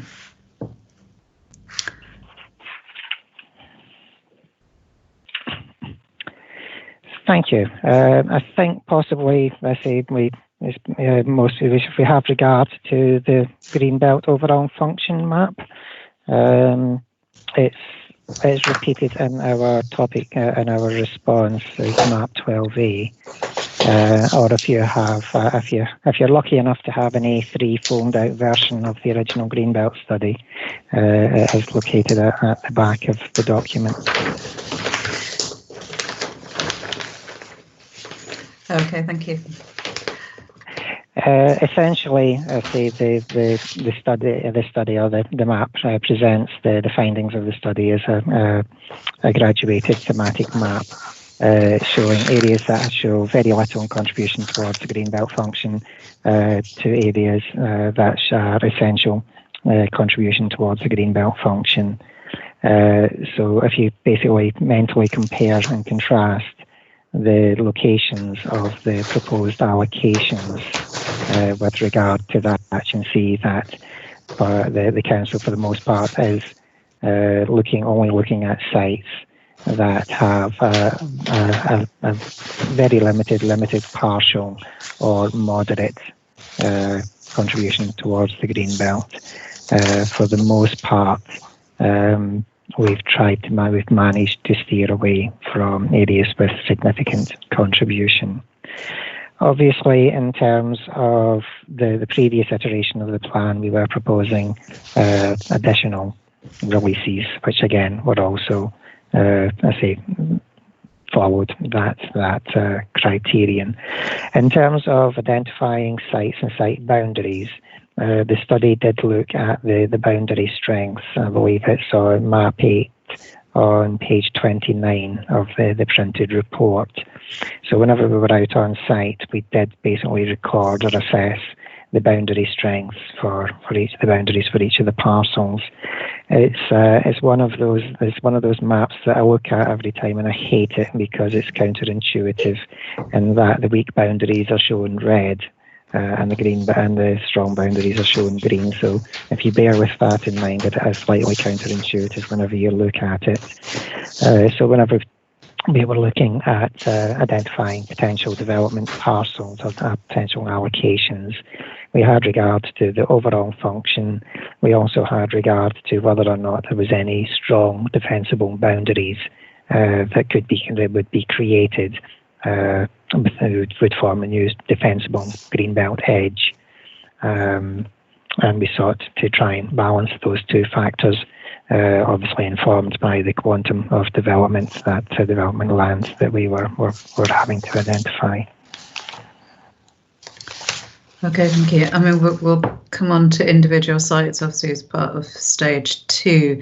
But in terms of the sort of the broad locations for proposed development, what were the conclusions in terms of those broad land parcels? Effectively, I say we have the three or four proposed allocations across North Widnes. If you see the expressway going north-south up through North Widnes, there's a large yellow area, which is the South Lane allocation. We're also proposing to release land on the other side of the expressway, so between the expressway and Lanceast Road, which again was identified as having only moderate contribution towards the green belt. We're also looking at land to the south of Cronton, so North Widnes to the south of Cronton. The boundary there it happens to be the borough boundary, but there's also a watercourse that traverses the site at that point, so gives a hard physical boundary. In South Widnes, there's the yellow area, which is proposed allocation heading down towards the wastewater treatment works, and we have proposed allocations on the other side of the road between Halebank and Halegate Road, which were assessed as having a moderate contribution. I'm sure whenever we get into the site specifics, Conor Bailey will discuss the potential for creating a hard greenbelt boundary through that site, through the addition of a road. In Runcorn, I say effectively we looked at Moor, we assessed Moor, and obviously Moor is a reasonably substantial village. It abuts the urban area. It's separated from the commercial area by a linear park, and it was effectively felt that the village didn't serve any particular greenbelt function, and therefore that it was deemed appropriate that the village should be removed from the green belt. As you see, with the urban green space between it and the proposed employment allocation, which I say is primarily on open countryside, not on current greenbelt land. Looking at Preston on the Hill, to the south of the borough near Preston Brook. Again, those areas were identified as the urban-driven development as having very limited contribution, and the land surrounding as having partial contribution. And that area is basically being proposed in the current plan for safeguarded land. And in Daresbury Village, again, the existing urban area, the existing built area of the village assessed as having very limited contribution, and the land between it and the wider Runcorn on the other side of the expressway is only having a partial contribution. Okay, thank you. So as with all of these studies, it's almost identifying the least worst option the sites which have a sort of less of an impact, if you like, on greenbelt functions. Yes, very much so. Mr. Mitchell? Thank you. There's 2 points I want to raise in relation to the transparency and justification for the choice of the greenbelt releases.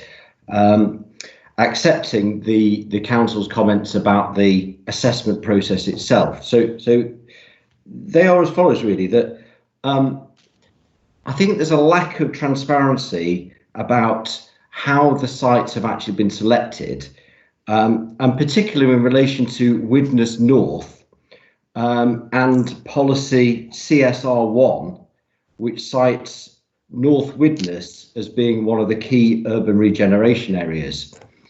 And I make that point because in a lot of the assessments, Widnes and Hale are lumped together. Hale is not North Widnes. North Widnes is the north of Widnes. It's a very separate area. And I just want to make that point overall, because I don't understand and I can't see where the council justifies its selection of those greenbelt sites. So that's the first point. The second point relates to my client's land interest, which is parcel GB021. And if you look at your map 12A, I don't know whether you still have that open in front of you there.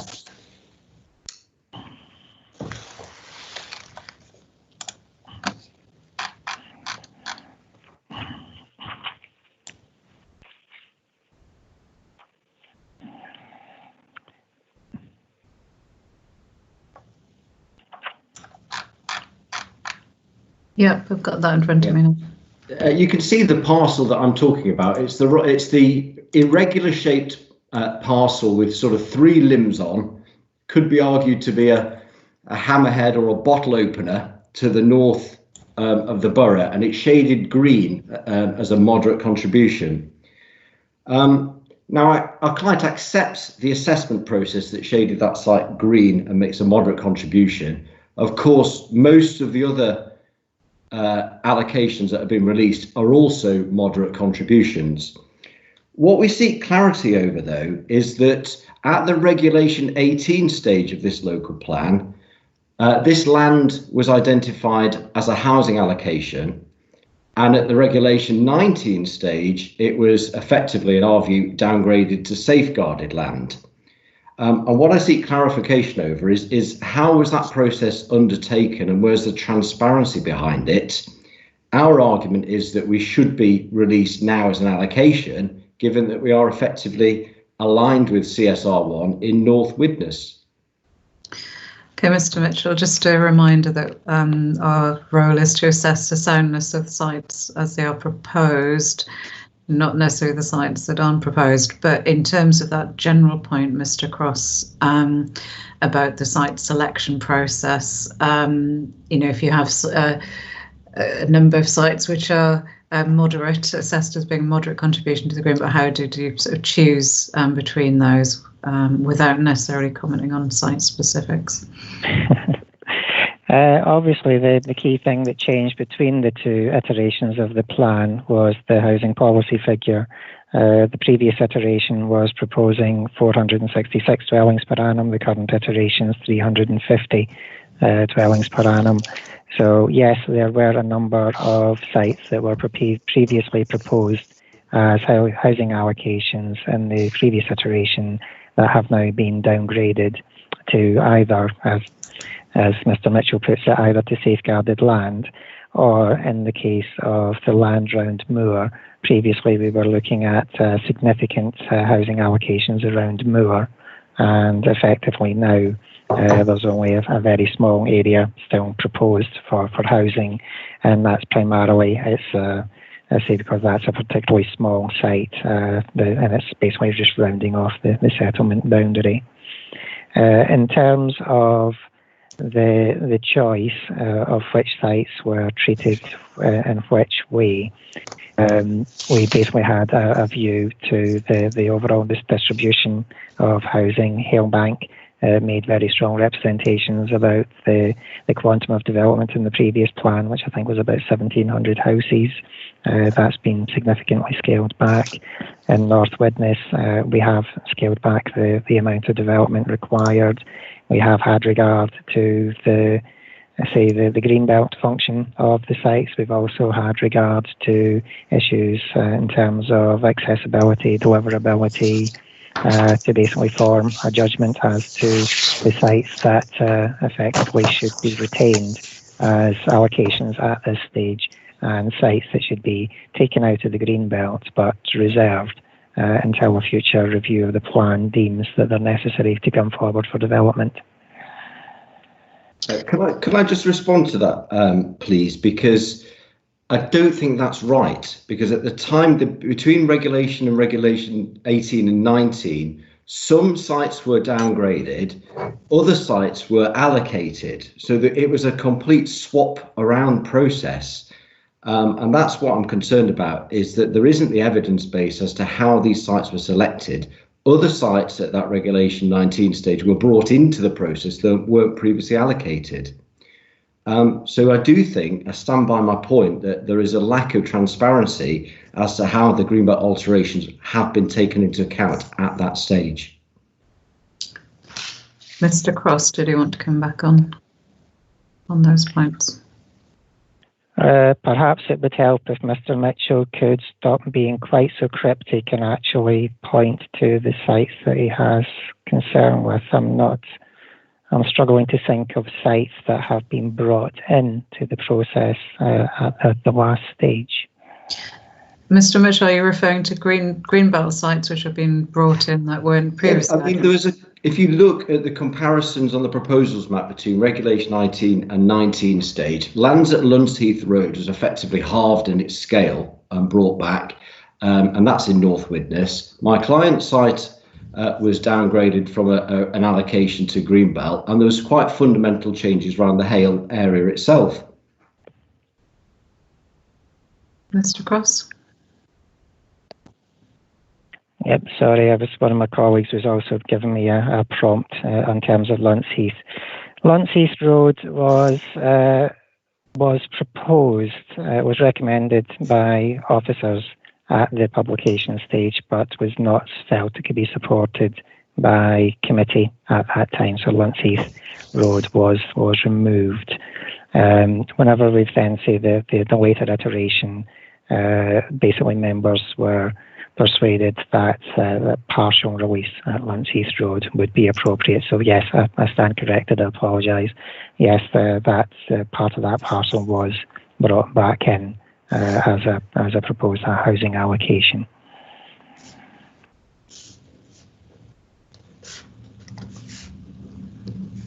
Okay, thank you. And Mr. Ross, a general point about the sort of transparency, if you like, of the site selection process. Obviously, there are a range of factors involved, not just sort of contribution to Greenbelt function, but also looking at spatial distribution as well. It's very much in the mix. As I say, as I've been corrected, the previous iteration didn't propose an allocation at the back of Lunsheath Road, which is arguably, performs poorly in Greenbelt function, is very sustainable potential location. Members, I say, didn't feel able to support the release of the whole of that land, so the land was struck out. And additional allocations, compensatory allocations were made elsewhere at publication stage.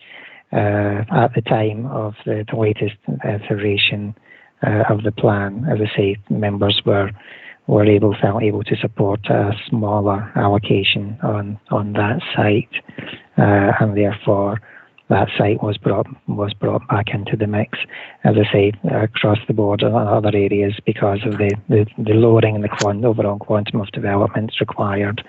Certain sites either fell out of the proposed allocations and were either proposed to be retained as greenbelt, or some were basically downgraded to safeguarded land. Mr Mitchell's site was obviously one of those that the council felt was not required at this time. However, we're not arguing that it's not potentially a good housing site for the future, and therefore I say it was proposed to be allocated for safeguarding. Okay, thank you. I'm going to go to Mr. and Mrs. Harper now before her hand drops off. Thank you very much. It is true that there's a change in between the January 2018 and the August 2019, which we're considering, in that there was land in Lutzheath Road which was retained in Greenbelt on the first draft, supported as such by a large number of people, of residents, and then for no reason that we're aware of, brought into allocation in August 2019. What I will say is that there is, as I said before, there's a reduction to 2,668 houses required between the first and second draft. But there's actually an increase in the amount of greenbelt land taken out from North Widnes on the second release, and I do not understand how that can happen. I would point out that we've already just discussed briefly, really, about the fact that the sort of guidance is that greenbelt should be several miles wide, and we're dealing with the thinnest point in the northwest, and we're allocating greenbelt land that in most of the areas is actually pushing right against the Halton boundary. So we are reducing that. We're not. I don't think we're allocating based on maintaining the importance of the gap between the settlements. One other point is that sort of National Planning Policy Framework 2019 says planning policies should aim for a balance of land use within their area, so that people can be encouraged to minimise journey lengths for employment, shopping, education, other activities. Can Mr Cross confirm that was done when we're dealing with the edges of the urban area, where you're actually that much further away from all of those areas? And no school. Mr Cross? Journey length to potential employment. I say the study does look, or the essay does look at access to services, but obviously, in terms of the distance to employment, I think the essay looks at if you're within it's either 2 or 5 kilometres from a major employment area. Obviously, there are major employment areas within that distance. For almost all of North Widnes, not necessarily just located within Halton Borough, but also in the neighbouring authorities. There's significant employment in the Spine Road between the M60 to Junction 7, Link Road up into St Helens Town Centre. Major employment to the east of that road. We have the Omega development in Warrington, which for many years was the largest single potential employment site, I believe, in the northwest. Lay fallow for a number of years, but warehouses are springing up on that site at a quite impressive rate. So yes, any site within North Widnes has good access to employment. Just picking up Mr Harper's point about the fact that there was a reduction in the housing requirement between the sort of publication draft and submission draft. I don't have the figures, but he's saying that there's an increase in the amount of land, greenbelt land allocated in North Widnes. Yes, he's saying in North Widnes. If you were to look correspondingly at land to the south of Hale Bank, the proposed allocations there have decreased significantly. I think originally there was about 1,700 units proposed to the south of Hale Bank, which obviously received significant local opposition. The plan, I say, has now got a lower overall quantum, and the mix has slightly changed. in terms of, I say, the fact that council members felt able to support a partial release at Lunts Heath Road, having previously resisted it. And in terms of the sort of point made about the increase in land to the north of Widnes,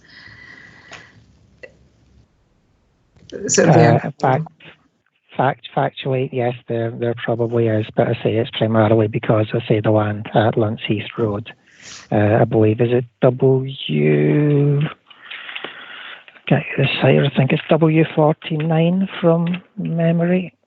Yes, site W49. As I say, previously members were reticent to support Greenbelt release in that location, and latterly they felt they were able to support a partial release. Okay. So effectively the area covered by W49. So it's predominantly that site that's caused the increase. Yeah.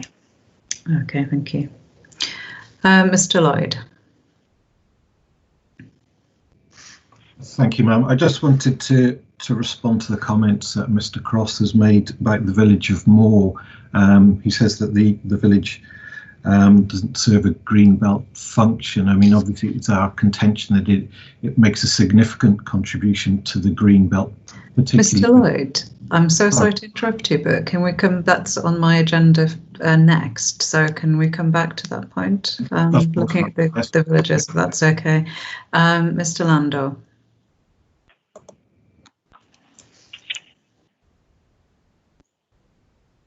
Ma'am, thank you very much. I just wanted to make a couple of points. The first is, I mean, Halton has undertaken a comprehensive review of the green belt and looked at all areas, and that approach, I think, is commendable.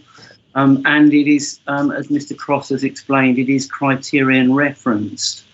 However, there is a but, and I think the but is we would come back to paragraph 139F of MPPF, which states that when defining green belt boundaries, these should be clearly referenced to physical features that are readily recognisable and likely to be permanent.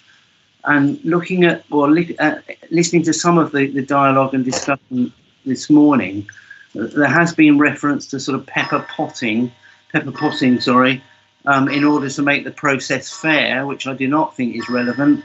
There's also a reference to local authority boundaries, another factor or criterion which is not relevant.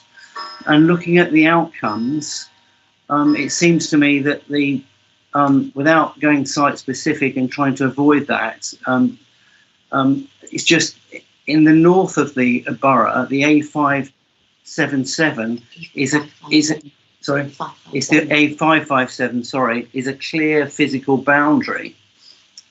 And therefore it provides an opportunity possibly to select land which it could be taken out of the green belt. In contrast, the land to the south, the outcomes there, the boundaries are very weak. And so we would just, our point I think would be, it seems to me not sufficient weight in the process has been given to paragraph 139F. Mr. Cross, did you want to respond on the boundary strength issue? As I said previously, the study did seek to identify the strength of potential, and I hasten to add the word potential boundaries whenever we were surveying the individual sites. The plan has, and seeking to make allocations, we have sought where possible to make use of strong defensible boundaries that will have a degree of permanence. That hasn't been possible in all locations. I say, obviously, if you have reference to map 8 on page 29, you will see that there are significant areas of the borough where the field boundaries in particular are quite weak. A farmer with a tractor could have raised them in the course of a morning if they so desired. So in certain locations, no, there aren't boundaries currently present. However, as part of the development in certain locations, we may be able to create new hard boundaries as part of bringing the land forward for development.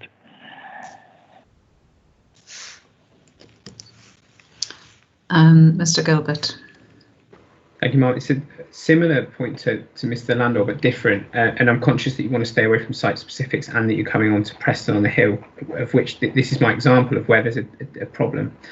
On the defensible boundary point, and I'm talking about how the methodology of the Greenbelt assessment, which we don't have an issue with, interacts with the transparency of the planning judgment that Mr. Cross's team has gone through.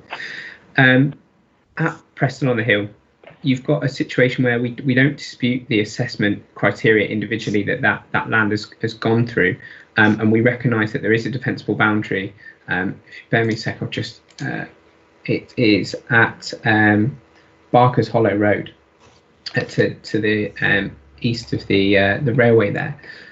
So we don't dispute that is capable of being a defensible boundary, but what we do think has been overlooked in the planning judgment that's been come to in the overall conclusions of the Greenbelt is the defensible boundaries that the council is jumping over in this area at Preston on the Hill, are both going beyond the very defensible boundary of the railway track and the very defensible boundary of the M56. So I feel like there's a stage missing in that planning judgment, Mark, which is very difficult to understand how those boundaries have been jumped, or in fact how they've been factored into the assessment. Mr. Cross, did you want to respond to that point in terms of the boundaries? And obviously we're coming on to Preston on the Hill shortly. Effectively, there's the council's treating. We've got two proposed allocations or broad allocations in that area. We obviously have the proposed housing allocation, site P1 and P2, which do both have eminently strong boundaries. We then have the issue of the safeguarded land, and obviously we have SG1, SG5, which are located between Barker's Hollow Road and the railway, and the canal and the railway line is one parcel, which obviously Barker's Hollow Road would be considered a strong boundary. We then also have potentially the SG6 and SG7 as basically which jump over that boundary. Effectively there, the council is at the very early stages of investigating whether basically providing a new road link direct to the motorway junction across that land to behind Preston on the Hill would be appropriate. I hasten to add it's at the earliest stages possible of consideration. I think our highways colleagues have basically are looking at the potential. They're looking to see whether any sort of studies or feasibility needs to be undertaken as part of duty to cooperate. I think they've been liaising with colleagues in Cheshire West just to basically see the potential impact. Obviously, the importance of that is basically been raised by Highways England's rather 11th hour decision to drop their proposal for the new motorway junction 11A, which obviously appears in the plan, but despite having been announced about 3 or 4 times by the Chancellor and various Secretaries of State, we believe that funding has now been withdrawn, so that's now been abandoned. So in terms of defining the safeguarded land, it's very much with an eye to the very long-term future to basically give the council flexibility in terms of addressing the future needs. Okay, thank you. Mr. Sedgwick. Thank you, thank you, Ma'am. While the question of Daresbury Village is further down the agenda, I just draw attention to the fact that the proposals for the village take away the very strong boundary along the A56 and replace it with what are acknowledged as weak boundaries around the village, or generally weak boundaries. That does not seem logical, particularly if one takes a more strategic view of the land to the east of the A56 and up to the Warrington development and potential allocations. But generally, to pick that up in later down the agenda. Okay, thank you. Mr. Burns. Thank you, Ma'am. Just on Mr. Gilbert's comment, obviously, I appreciate he only used Preston on the Hill as an example, but there are numerous examples where planned allocations or safeguarded land crosses defensible boundaries similar to that of Preston on the Hill. I'm sure he was only using it as a single example, but I just want to make you aware that that's not the only example. Okay, Mr. Gilbert, Mr. Cedric, are your hands left up from earlier comments? Just to double check. No, mine wasn't. If I'm able to go now, Mr. Burns is right. It was just an example, and I don't disagree with what he's saying there. It was more the point that we couldn't understand how the council had factored that factor into its decision making, and this wasn't a point I was going to raise, ma'am, but it is in our matter statements in relation to Mr. Cross's point on the potential for a new road at the east of the borough, to the east of its safeguarded land proposals. In our representations, ma'am, we supported at the land we're calling Mersey Edge, and you've got our comments on that, ma'am, that the Greenbelt parcelling exercise was undertaken as if the indicative route of the Eastern Access Transport Corridor was in place, which is something we support. But what hasn't been taken into account in the Greenbelt assessment is the impact that road, if delivered, would have on the containment of land between the Eastern Access Transport Corridor and Liverpool Airport. Ma'am, our remedy for that is that should that transport corridor be delivered, that a review of the Greenbelt assessment there was undertaken as part of a review of the plan, and that's not a point for now. But I think if it's a point the council has factored into identifying safeguarded land at the east of the borough, I think we should be, as a point of fairness, ma'am, the same consideration should be given to us, given that the council has identified the indicative route of the transport corridor on its proposals, ma'am. Mr. Cross, did you want to come back on the point of the sort of jumping over, if you like, strong boundaries, leapfrogging? As I said, we sought to identify the presence of strong boundaries, and we've sought to try to incorporate them into the allocations where possible. Obviously, I say we're a very, very small, tightly constrained borough. The options don't often nest easily to the strong boundaries. With regard to the Eastern Access Transport Corridor, obviously that will be subject to later discussion. I would just maybe comment that every time Mr. Gilbert's client produces a new document regarding the Eastern Access Transport Corridor, it seems to move about 100 metres eastwards towards Hale. So his own client is uncertain as to the potential line. Obviously, we have made comment to the fact that the city region the combined authority, has funded initial feasibility study and outline business case, and that's looking at the options for that road, both in terms of the overall feasibility and also looking at potential options.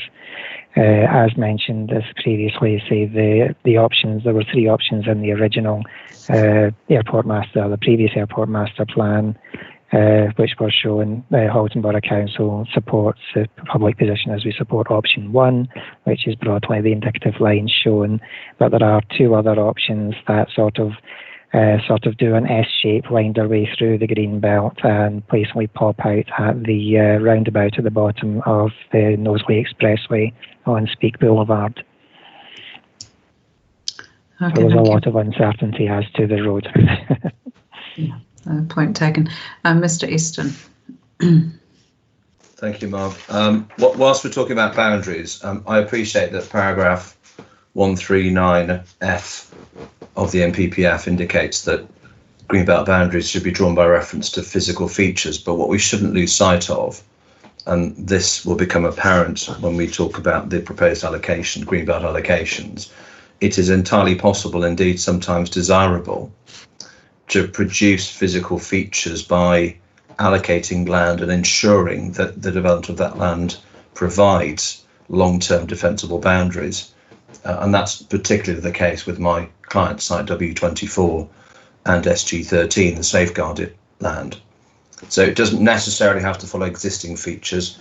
Plan making can provide an opportunity to create long-term defensible boundaries. Okay, thank you. Any further points before we move on?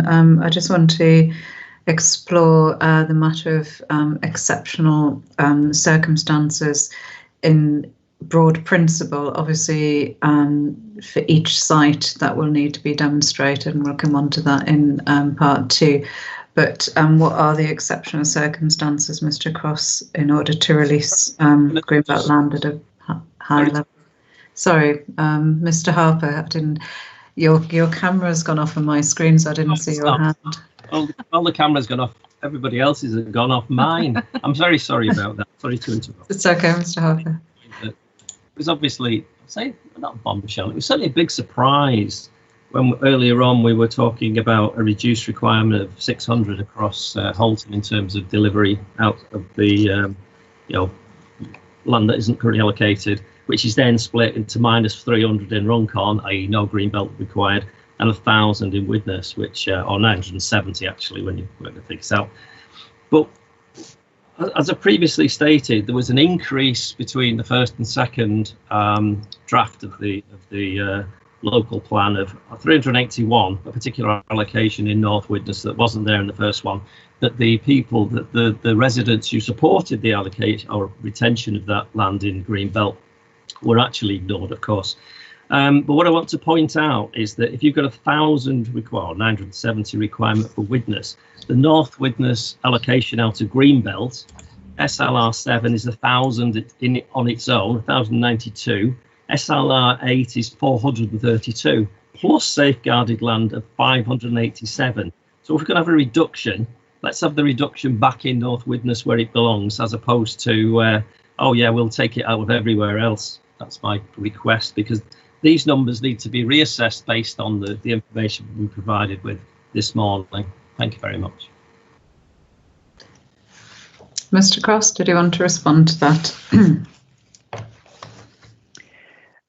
The numbers change, and you've already heard, say, competing voices today challenging the supply. You'll have, I'm sure you'll have parties that are arguing that we've underestimated the supply, and you have parties that are arguing that we've overestimated the supply. Yes, we have had a couple of strong years of house building, and that has basically probably reduced the margin in terms of the shortfall or the deficit across the borough. I say the council believes that the pattern does provide flexibility for the future. It does sort of future-proof the plan, as we've had discussions already in terms of the actual housing number. There is volatility in the methodology to set housing targets. Guidance is quite clear that whenever setting greenbelt boundaries, they should have a degree of permanence, and we are mindful of the fact that one new set of household projections, one new change to the standard method, and effectively we could find that we would be running out of land, and we would be having to revisit the greenbelt. So we believe that the plan does have a degree of flexibility. We believe that the sites that we've identified should be developable, but obviously, I say you do have inferior parties' representations in front of you challenging individual sites, and has already been flagged up. We're going to have a day, it sounds like, going through individual SLA sites to challenge their veracity. Okay, thank you. Just coming back to my earlier question in relation to the case, if you like, for exceptional circumstances in broad principle. Mr. Cross, you'd like to start us off? Again, we believe that, whenever this has been looked at the core strategy, it was identified that there was exceptional circumstances exist. We believe that exceptional circumstances existed at the previous draft, and in terms of the exceptional circumstances paper, and we believe that, as at today, the figures still show that there is a deficit of land within the urban area to meet the development requirements of both communities, and therefore exceptional circumstances exist to warrant going into the green belt at this time. And in terms of even meeting sort of the requirement arising from the standard methodology, there would be a need to release greenbelt land. Is that right, Mr. Cross? I think, in terms of the numbers, if we were to default just to the standard method, then we would have to run the numbers. I think, we'd be getting the case would possibly be marginal. Obviously, this plan is mindful of the fact of the existence of the enterprise zone and the impact that will have on potential housing numbers. The plan is proposing 350. And that clearly, if that figure is supported, the inevitable conclusion is exceptional circumstances exist, and we are looking at greenbelt review. I think I was quoting from your statement on that particular point.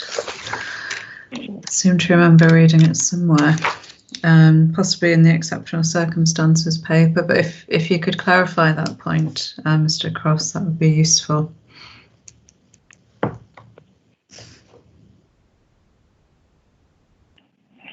We can run the ops. We're providing the update to the exceptional circumstances table. We can happily run the numbers using the standard method. Would you like? Are we running it the standard method as at 18 or 19? Sure, that was bottomed out in the in matter 4. I think on the basis of the 2018 standard method forms a basis for the plan, I would run it on 2018. Yep. We'll supply that as soon as practicable. I'm pretty sure I read that. It must have been the exceptional circumstances paper, but you might want to go back to that and check that and update the position. That would be useful. Thank you. Are there any other points in terms of the case for exceptional circumstances? Mr. Harper. Thank you. I'm glad you can see me. I have to really question the exceptional circumstances given what's been discussed this morning, particularly around the revised figures. That we seem to be operating in a situation where we were able to deliver a certain percentage on brownfield land at the first iteration, and having reduced the requirement in the second iteration for the August 2019 by 2,600, we've actually increased the amount of greenbelt land you want to take out, and safeguarded suddenly come in as being something that's exceptional circumstances. You can't just take a load of land out with no justification because it may happen in the next 50 years. We've got to have some basis, some timeline that we're operating to. So. Okay, Mr. Cross. Obviously, NPPF tells us for housing that we should be looking forward a minimum of 15 years. The plan period looks forward over 15 years. NPPF advises that whenever setting greenbelt boundaries, it should have a degree of permanence and should extend beyond, or the expectation that it should be able to extend beyond a plan period. Obviously, the guidance is a little bit vague on what constitutes the period beyond a plan period. I think you do have some representations in front of you suggesting that should be of another 15 years. The council is basically considers that is difficult to justify and certainly difficult to quantify. It's difficult enough pinning down the housing requirement for 15 years, let alone 30. The plan does look to secure boundaries that we believe can endure beyond the plan period. The safeguarded land is provided to provide a degree of flexibility to allow for, should a future plan review identify that we do require additional land, that land is identified between the urban area and the greenbelt boundary to allow for that future needs. I'm sure that if dealt with later, effectively the safeguarded land equates to about 6.5 years of our sort of annualised building requirements. So that would take us to a sort of 25-year sort of time frame. Mr. Gilbert. Well, just a quick point for me on the standard method point, and it's relevant to the exceptional circumstances case. I think you heard a lot in matter 4, Ma'am, about what various parties thought about how the borough uplifted its requirement from the standard method. What I don't think was tested at any length was whether or not the standard method would produce a sound local plan. And I think if the council had proposed the standard method as its housing requirement, you'd have had a lot of different representations about how that is not a sound approach, Ma'am. So I'm just concerned about factoring in what the effect of going for the standard method would be on greenbelt release, because I think it would have other wide-reaching implications which just haven't been tested or won't be tested through the examination, Ma'am.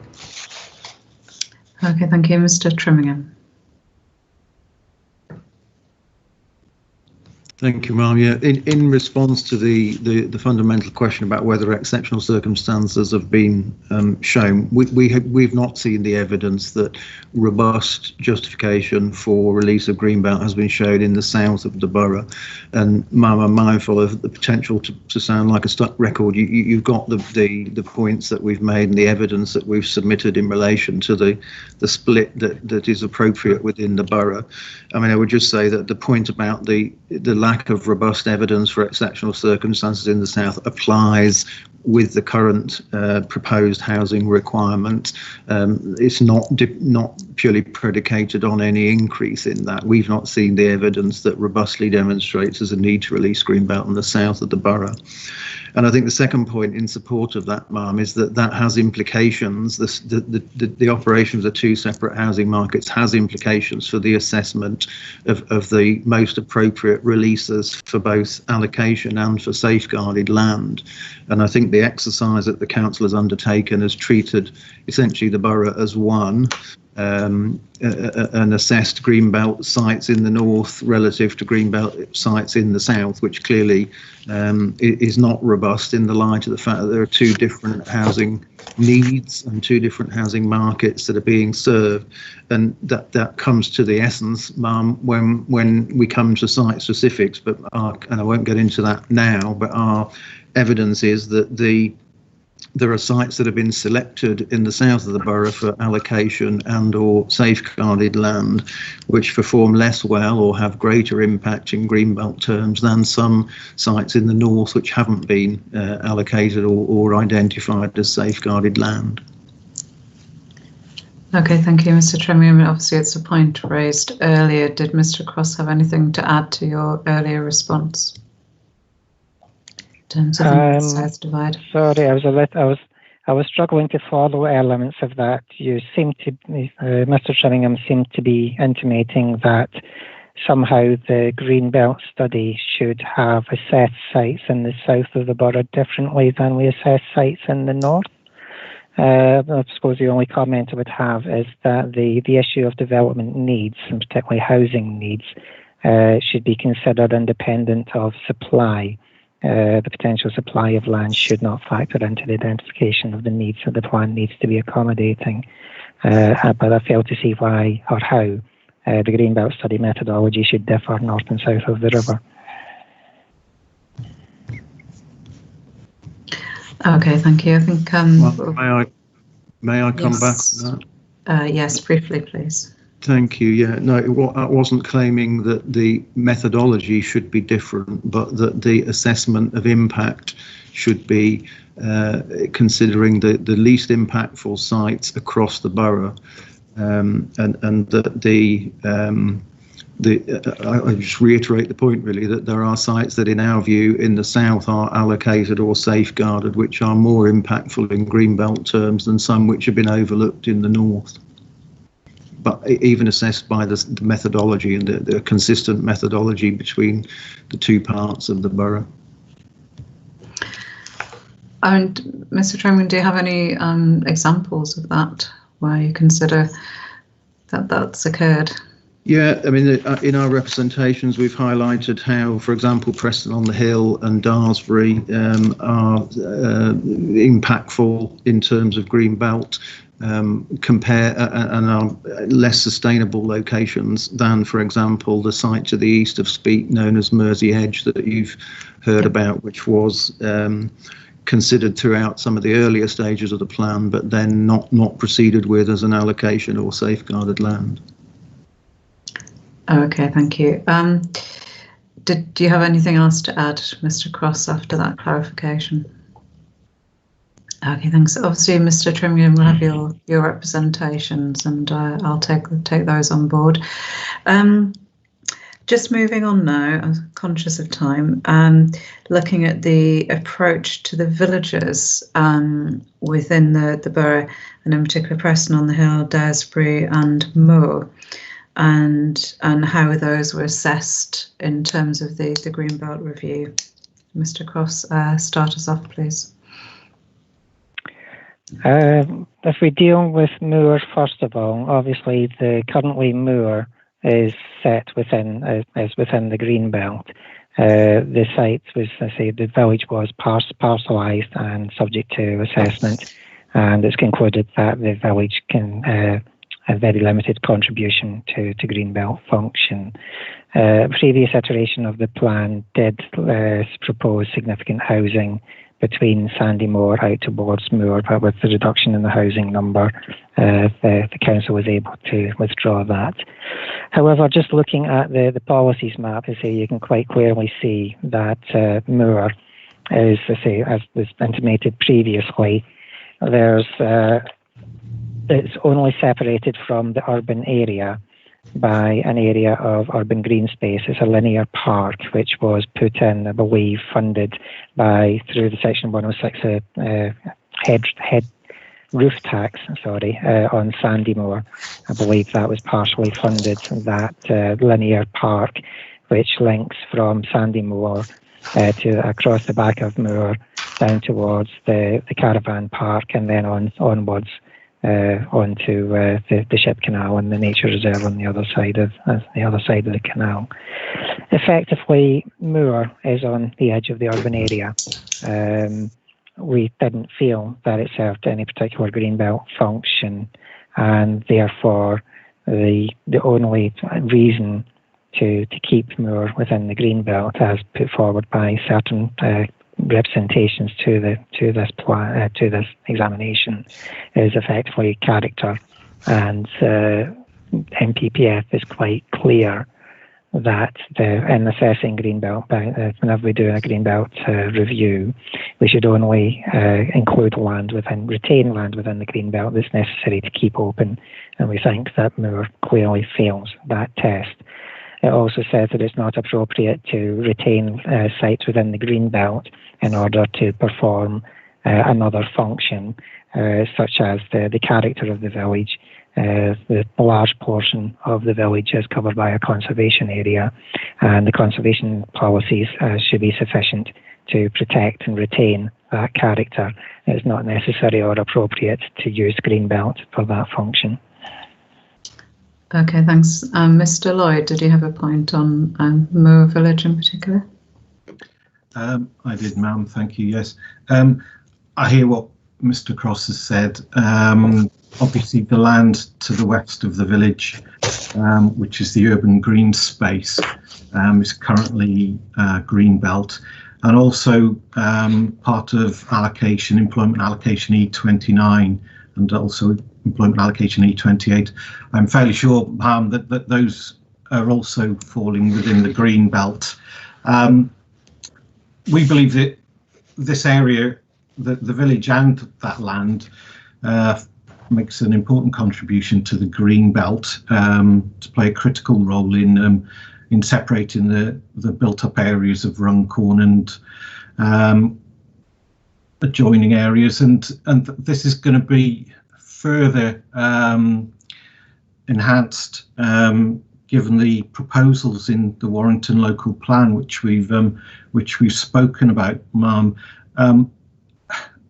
There is no significant employment allocations within this area, other than those 2 parcels I talk about, and there's a small housing allocation within the settlement itself.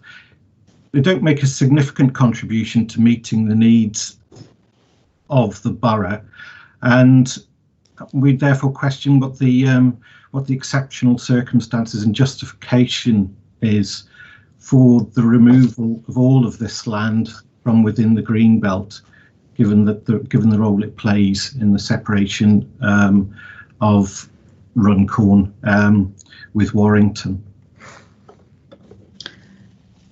Mr. Cross, how did the review take that into account in terms of the separation point Mr. Lloyd raised?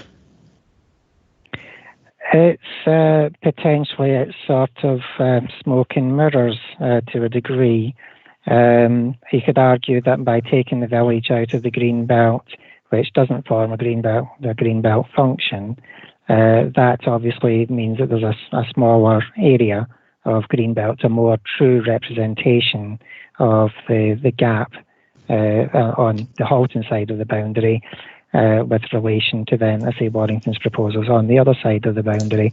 Keeping the village in the green belt would appear to make the gap between the settlements a lot wider than is actually the case on the ground. So I'm not quite sure, why they sees it as a detriment to the green belt gap, considering it's a built-up village. It has a mix of linear development, some nice properties, but it also has some 1970s estates added in. So it is, it's not. It does not perform any greenbelt function. And again, we just refer back to MPPF, where effectively we're told that we should not retain land within the greenbelt that does not perform. Is not necessary in order to perform greenbelt function, and we think quite clearly the village fails that test. Okay, Mr. Lloyd. Thank you, ma'am. Yes, just in response, the village. It's historically it's a farming community. There are a good number of gaps along the road frontages within the village that look out over its hinterland and the agricultural land. So I think it does serve a purpose in terms of openness, but particularly that land to the west of the village that is urban green space and proposed for employment allocation. I think that forms an important part of contributing towards the gap between Runcorn and Warrington. And I question, if it's accepted that the village doesn't perform a particularly strong function, why it's not then inset into the green belt. The green belt review paper and the mapping clearly shows that the land to the west of the settlement does make a partial contribution to green belt function. And as I've said previously, ma'am, I think that contribution is going to be further enhanced if the Warrington proposals come to fruition. Do you want to pick up on that particular point, Mr. Cross? Again, a little confused. It sounds like we're being invited to basically create additional greenbelt. As I said, the proposed employment allocations are on land that was primarily on land that was identified as open countryside. I was just doing a compare and contrast on the screen with the UDP policies map, proposals map.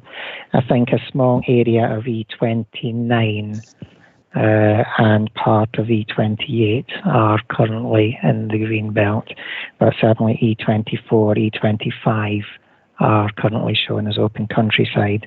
I'm sorry if I misheard, but it seemed to be suggesting to you that the open countryside should be allocated as green belt. Mr. Lloyd?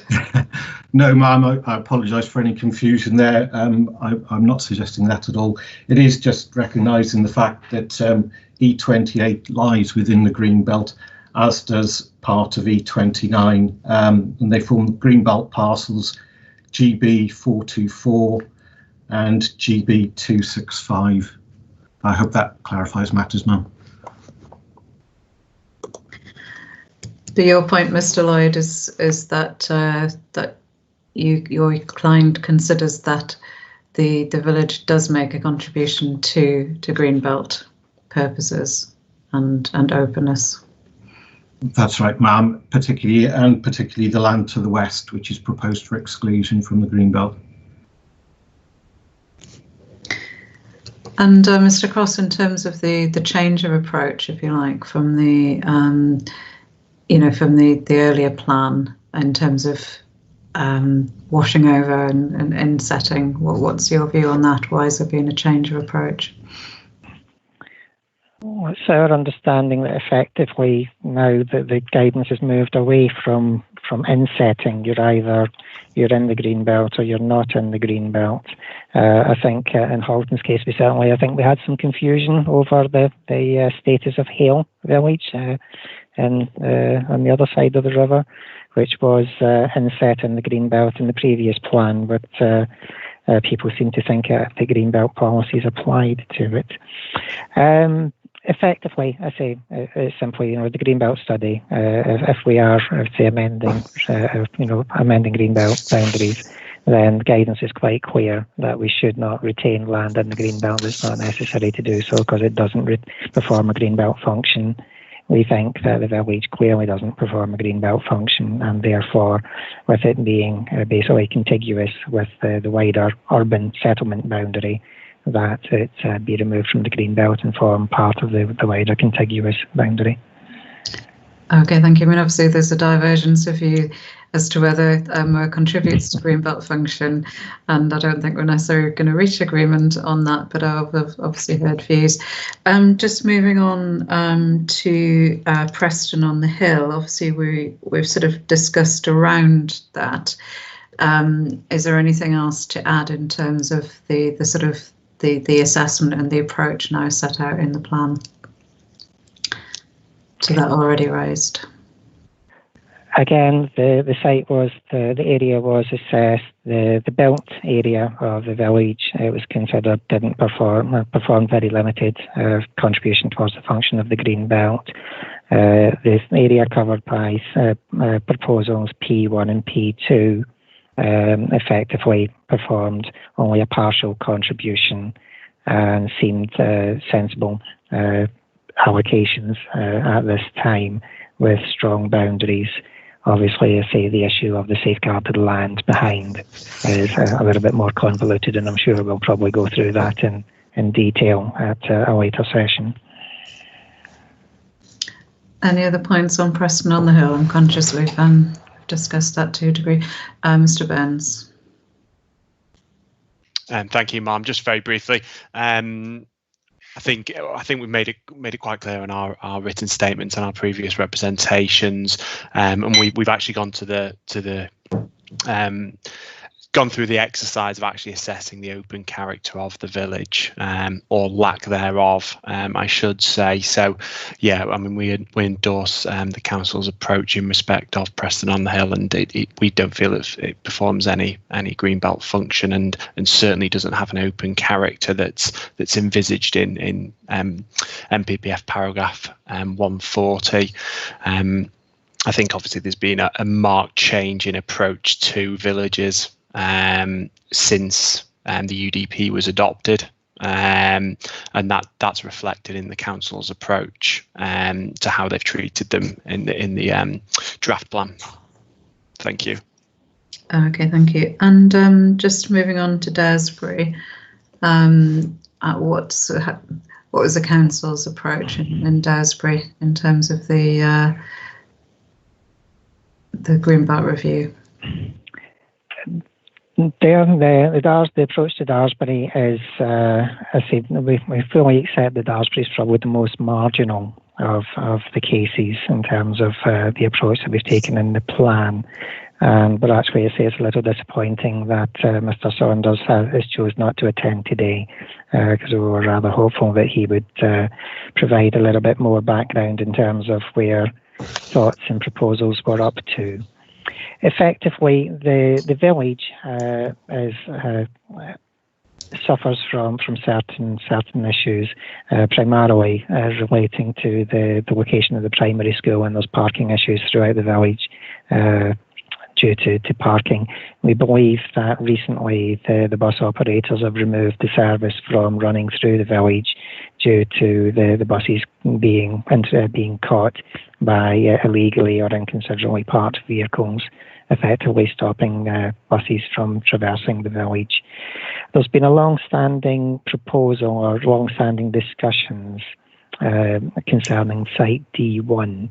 D1 sort of wraps itself around the village primary school, and there's been long-standing thoughts or discussions about the possibility of bringing forward Site D1, which would basically give the benefit to the village of creating parking and I think some extended playground facilities for the school to try and alleviate the issue of on-street parking through the village, and the reason that it's the bus services have diverted onto the main road. In order to deliver D1, it was felt appropriate or necessary to basically take the village out of the green belt in order to facilitate that. But it's certainly it's the site that we probably agonised most over in the department in terms of how to deal with it. I think effectively if Site D1 is not supported, then the rationale for taking the village out of the green belt probably falls, and yes, the green belt boundary would default to the main road. I think my colleague, Mr. Plant, has had more dealings with the landowners in the area, so he might be able to provide some additional detail. As I say, we're somewhat disappointed that the representative hasn't actually attended today. I mean, obviously that's in effect a sort of a demand-driven approach and a need-driven approach. I mean, how was the assessment of the contribution to which Daresbury contributes to the Greenbelt made? What was the outcome of that assessment? Again, it's broadly similar that the belt area, the urban development, particularly to the western side of the road that transects the village, was assessed as having very limited contribution towards the green belt. The area covered by policy D1 was considered to only partially contribute to green belt function. And the land on the other side, some small parcels were considered to have partial contribution, but yes, some of the other areas covered by SG2 and SG4 were assessed as having a moderate contribution. Okay, thank you. Mr. Sedgwick. Thank you, Mum. The proposal to take the whole of Daresbury out of the green belt isn't justified by any study by the council on the character of the village and its impact on or whether it contributes to the green belt as required by the framework. My own conclusion is that if any village does contribute to the openness of the green belt, then it is Daresbury, because it's very small with 40 dwellings, and it's of linear form. I'm interested that the council's main justification for taking it out, the village and site D1 out of the green belt, relates to the offer, presumably by the landowner, to provide parking for the school. That doesn't seem to me to be a particularly relevant matter for the green belt. Encouraging private transport is not sustainable. Maybe they get a bus back, but the guidance is where you're taking land out of the green belt, it should be previously developed land or with good sustainable transport access. And this is neither. The problem that occurs is that the very strong boundary down the A56 is then diverted around the village. In this case, it's diverted even further to incorporate land that is safeguarded. I've already mentioned that none of this land has particularly sustainable boundaries, no clear boundaries, so that the loss of the good boundary on the A56 is not compensated for anywhere else. The village itself and half of site D1 is within a conservation area. I think it's unlikely, bearing in mind the requirement on the council to safeguard the character of the conservation area, I think it's unlikely to achieve the amount of development that they think. So its contribution to housing need will not be the 90 dwellings they consider as something less. But even so, that's tripling the size of the village, has no good links to the village itself. And that seems to me to be a very significant change which has not been taken into any account by the local authority. The safeguarded land would double the size of the enlarged village as well. So that is very unacceptable, particularly as the village doesn't have any services. You can't go to the shop there. You need to get into the car and go to the shop for anything. So it's locationally very unsustainable. Thank you, Mark. Thank you. Mr. Cross, it's difficult, isn't it, without getting into the detail of individual sites, which we will come on to. But in terms of the broad approach, the point that Mr. Cedric raised there about the sort of MPPF requirement to make an assessment as to the contribution that those villages make to the open character of the Greenbelt, it appears to me there hasn't been a standalone assessment as such, set out in a separate paper. But would you say that assessment was encompassed within the sort of broad approach and the sort of methodology within the Greenbelt review? Yes, we clearly feel that has been incorporated. As say, the villages have been assessed. There is, I say, in the Greenbelt study, I say we do look at the proportion of land the proportion of land that's developed. We do consider openness in terms of the containment, basically the level of containment, the views across. Even with the settlement being separate, the development being separate from the urban area, it still was assessed to provide very limited contribution to Greenbelt function. In terms of the mention of the conservation area, again, the same as with Moor, that Greenbelt is not the mechanism set out. MPPF is quite clear that you shouldn't retain land in the Greenbelt simply to perform other functions, however worthy they are, as identified as a conservation area. The village has had some minor infilling.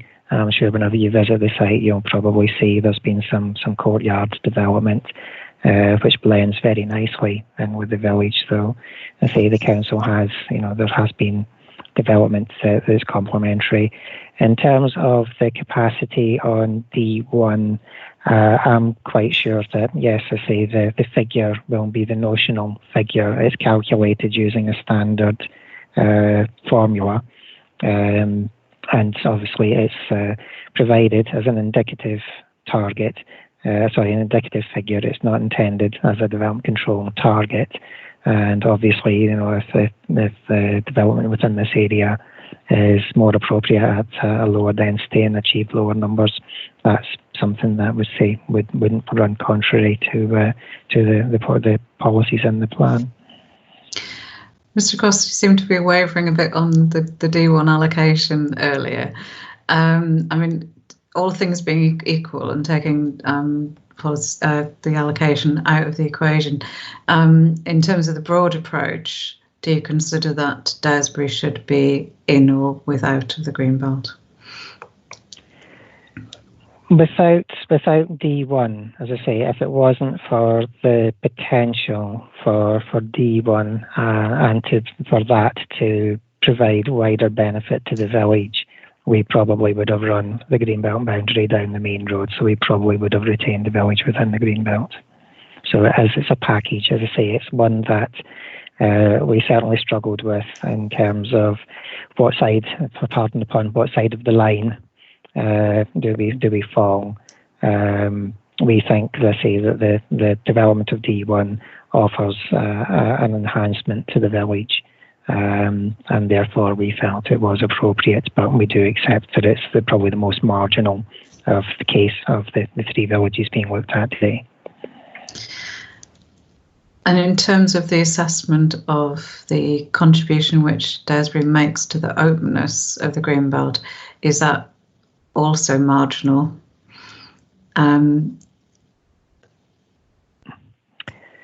Again, I think to say, whenever you walk through the village, as I'm sure you will, the centre of the village, you do get snippets of views out, but it's not broken tooth development. It is actually reasonably continuous development along both sides of the road. So whilst yes, you do get some snippets and some views out as you go through the village, I wouldn't say that it was particularly open in character.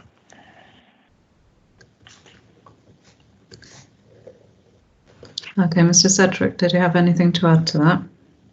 Yes, if I could, I'm well aware of what the framework says with regard to heritage, conservation areas and villages is not a Greenbelt function. I was simply referring to the fact there is a conservation area there as it being a constraint on what can be delivered within the village, regardless of whether it's in the Greenbelt or out. The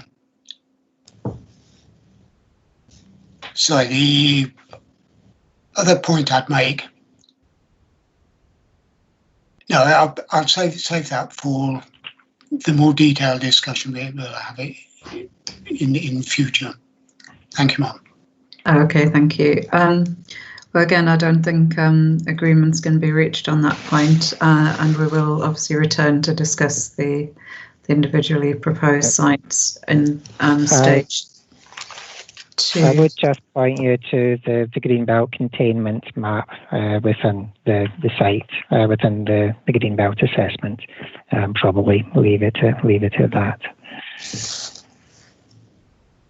Again, your point being though, Mr. Cross, that the village itself is basically shown as being contained, as in within the urban area, and the surrounding area is shown as being partially contained. It's only whenever you move another field or so away that the assessment identifies it as being not contained.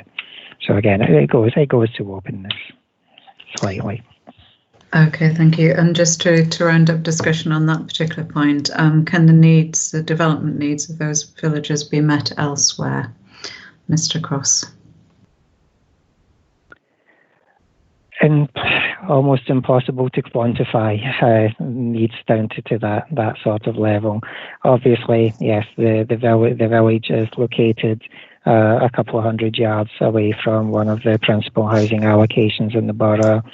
It's that allocation includes proposals for a new local centre, but also very closely, the village is located close to villages within Warrington, and obviously Warrington town itself. So whether the needs can be met within the village itself are questionable. Whether they can be met in the nearby locality, then obviously yes.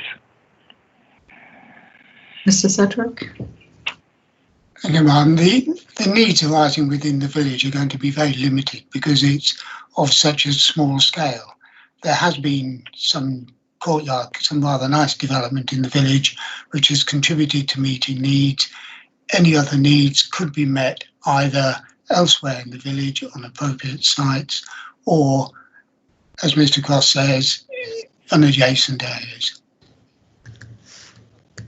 Okay, thank you, Mr. Sedgwick. If there are no other points, we'll now move on to question 8.10. How has the potential to offset the impact of removing land from the Greenbelt being considered, for example, through compensatory improvements to environmental quality and accessibility of remaining Greenbelt land? Mr. Cross, do you want to briefly summarise the Council's position on that? We accept that the plan as submitted probably is rather quiet on that particular matter. We note that Litchfields and their inquiry proof have suggested some additional text, and the Council would be happy to incorporate that text within the plan.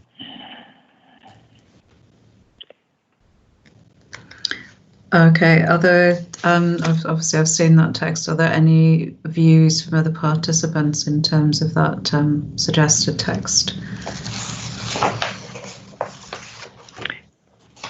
For the benefit, it's at para 2.34 of Litchfield's statement to matter 8.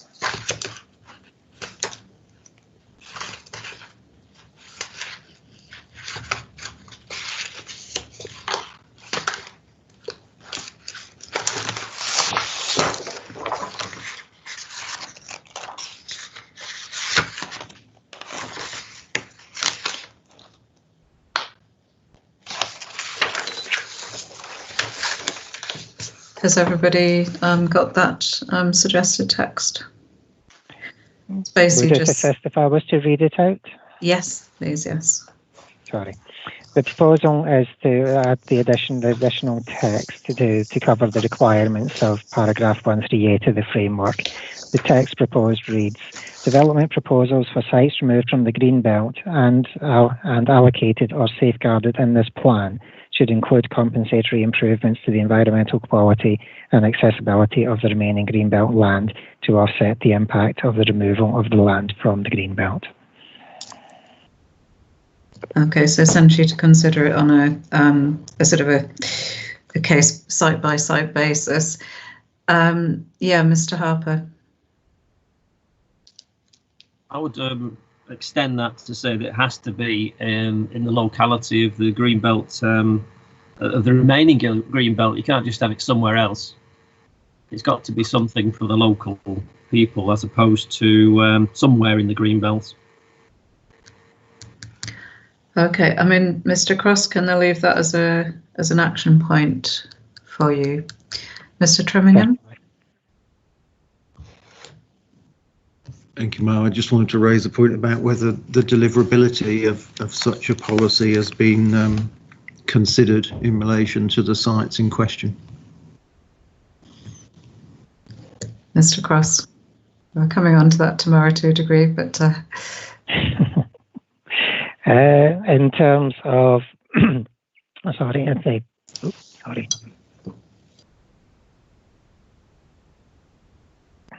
I've got a frog in my throat. I do apologise. In terms of the sites being brought forward, yes, we have been talking and basically flagging the requirements of NPPF to the various site promoters. Some of them are probably can deal with the matter potentially easier than some others. We believe that the Haworth Group do control significant land outside of the proposed allocations and feel confident that they can make enhancements to land immediately surrounding the proposed allocations, and obviously there'll be discussion about the actual disposition of the uses on that site. We believe that Taylor Wimpey, in terms of the proposals W4 and W5, are confident that they can make enhancements to nature conservation within their site. Effectively, the site is farmed, so it's probably large parts of it quite monoculture and have limited ecological value. We haven't had, obviously W49 that is transacted by a water course, and the developer, we believe the site promoter, is obviously looking at enhancing the ecological value, both the ecological value and the recreational value of the water course, and is looking to put a greenway linking through the site. There's a proposal for a greenway on W9. Let's say the site promoter there hasn't come forward with any specific proposals. As have W11, we're not aware that they've brought forward any specific proposals how to deal with that requirement in NPPF at present. Okay, thank you. I think given the time, it's worth picking up on the viability point tomorrow. Mr. Harper? Thank you. There were improvements as far as I could assess, primarily in the site itself, not into the remaining green belt. Mr. Cross?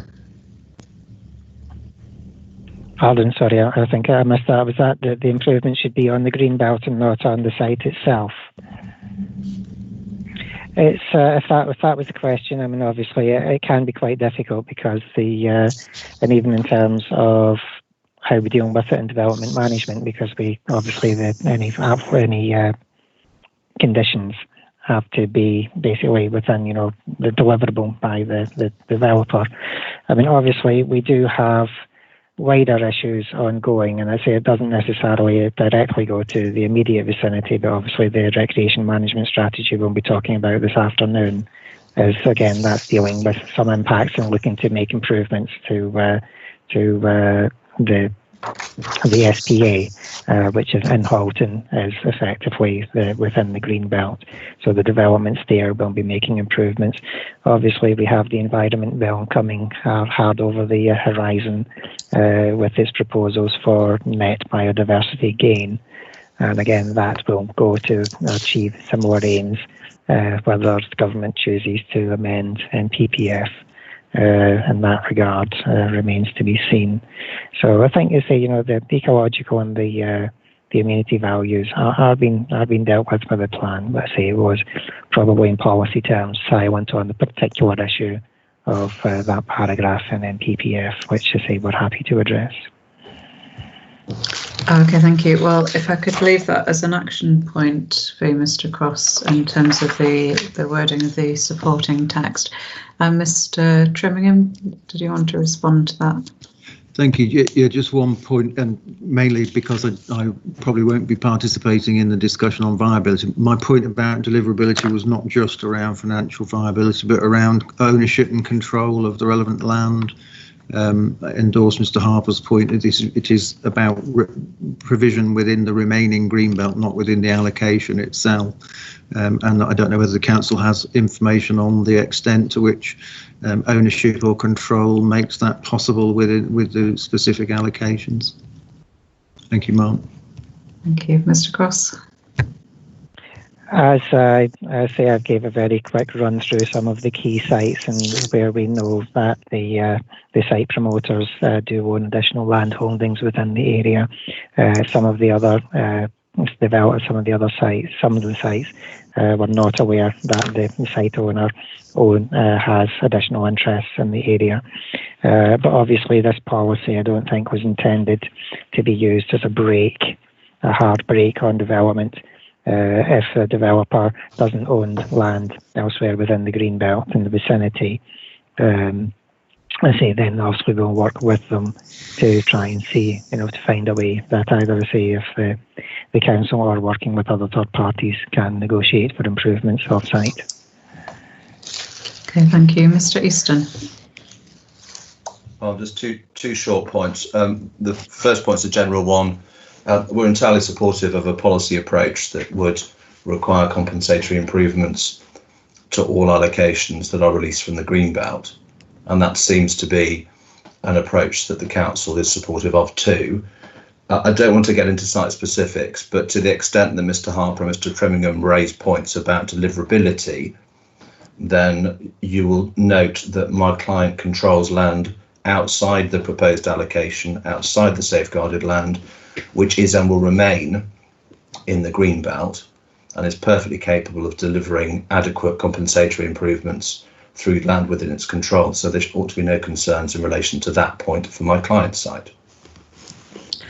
Okay, thank you. Again, just conscious of time, so moving down the agenda.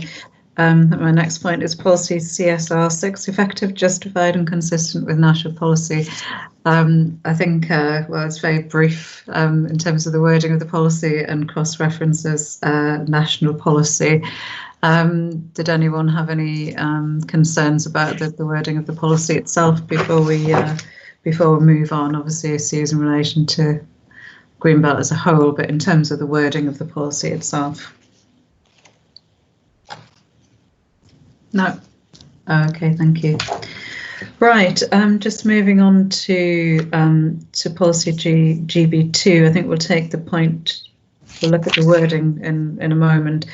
But looking at the principle of safeguarded sites and whether the scale of safeguarded sites set out in policy GB2 is justified, and I guess how the amount of land was calculated and arrived at. If Mr. Cross could just take us through the sort of broad approach to safeguarded sites, that would be useful. Thank you.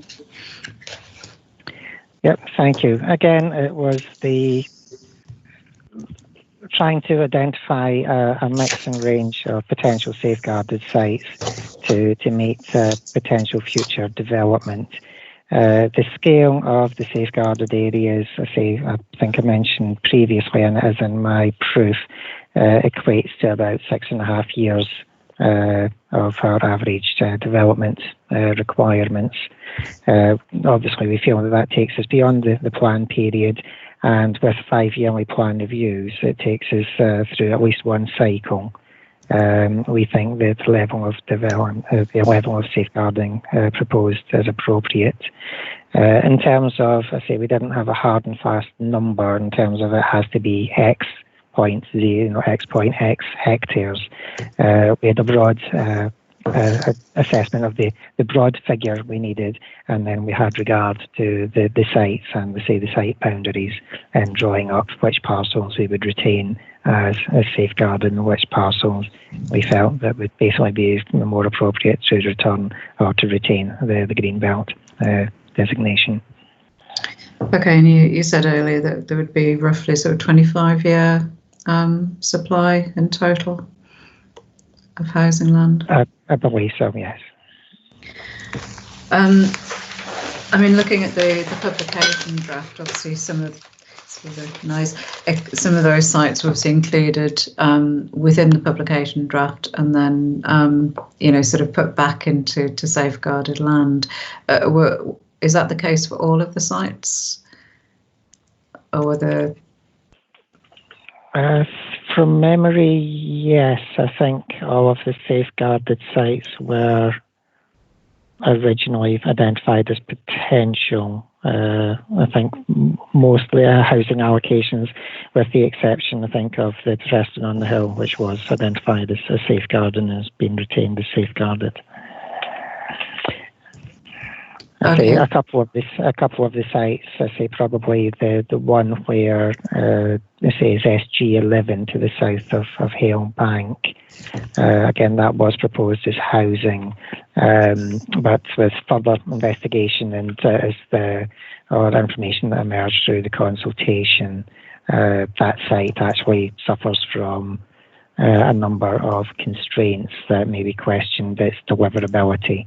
So effectively, it was felt that until there was some further work done on that, that would be downgraded from an allocation and a proposed allocation today to safeguarded.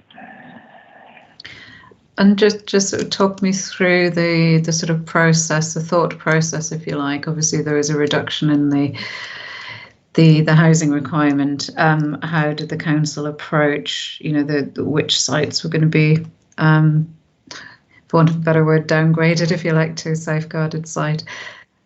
And how did the Greenbelt Review sort of inform that approach? Again, I say we had regard to the overall conclusions of the Greenbelt in terms of overall Greenbelt function. The majority of the sites probably had, some of the sites had, in terms of access to services, broadly similar. We had regard to the sustainability appraisal, and I say we had regard to the potential deliverability. Where sites we thought were maybe a bit more questionable in deliverability, we pulled back. Obviously, we looked at the overall quantum of development and probably say looking again at Hale Bank, the site, the fields immediately to the south of SG13 were originally proposed to be safeguarded land, and SG13 was originally proposed as a housing allocation. Obviously, W24 is a more logical immediate release within that locality. I say there was issues around the deliverability of SG11, so we felt that we would downgrade that at this time, and SG13 we recommended as safeguarded, with the site, the field to the south, basically decided, they recommended to be retained as Greenbelt. Before Mr. Easton jumps in, I say obviously I will say that we are in discussion with his clients, who obviously have objected to the plan. They are seeking a wider allocation, but we are working with them to basically see if we can agree maybe a slightly different disposition of land uses on that site, which would be submitted as a statement of common ground.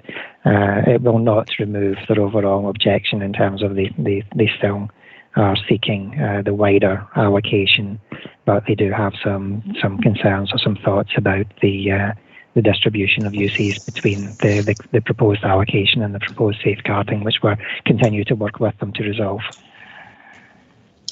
Okay, thank you. And just coming back to the overall scale, I'd just like to open up discussion in terms of whether participants consider that the overall scale of safeguarded land which has been proposed would meet future requirements or is appropriate. Mr. Harper.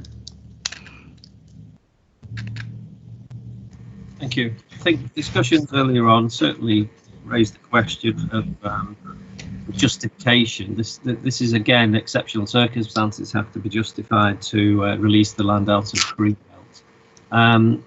Back to the original point I made before, January 2018, there were 2,600 additional houses, no safeguarded land. Suddenly we've got less housing and we still need to release the same amount of land, certainly in North Widnes, in fact more.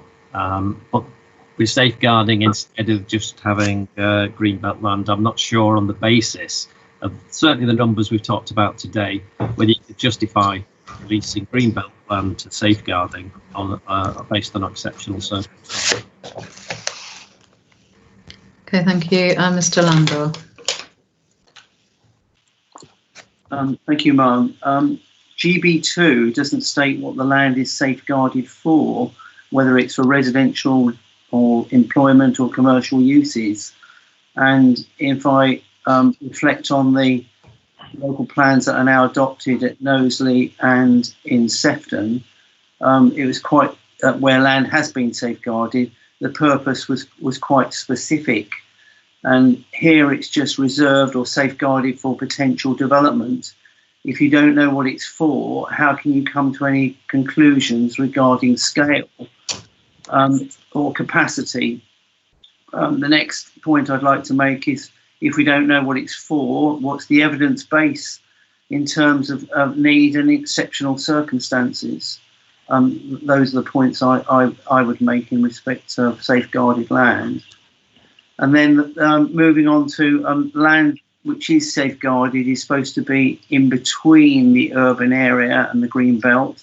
If we look at NPPF, most of the safeguarded land identified, and I'd pick out, without trying to be too, I'm not making site-specific points, but it's SG1, SG5, SG7, SG8, SG11, SG12, and SG13. They all look as though they're clinging on by their fingertips to the urban edge. So those and simply appear to me as incursions into the greenbelt. Thank you.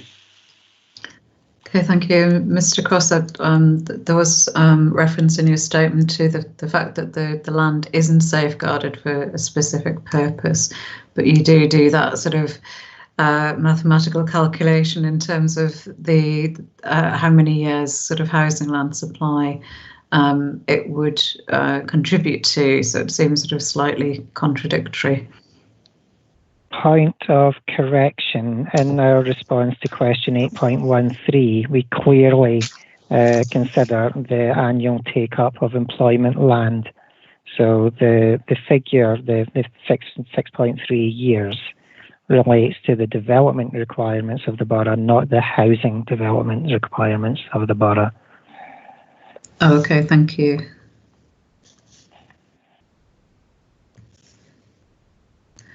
Does that answer your question, Mr. Landau?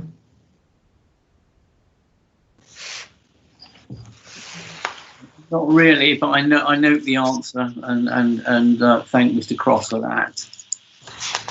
Okay, thank you, Mr. Gilbert. Thank you, Ma'am.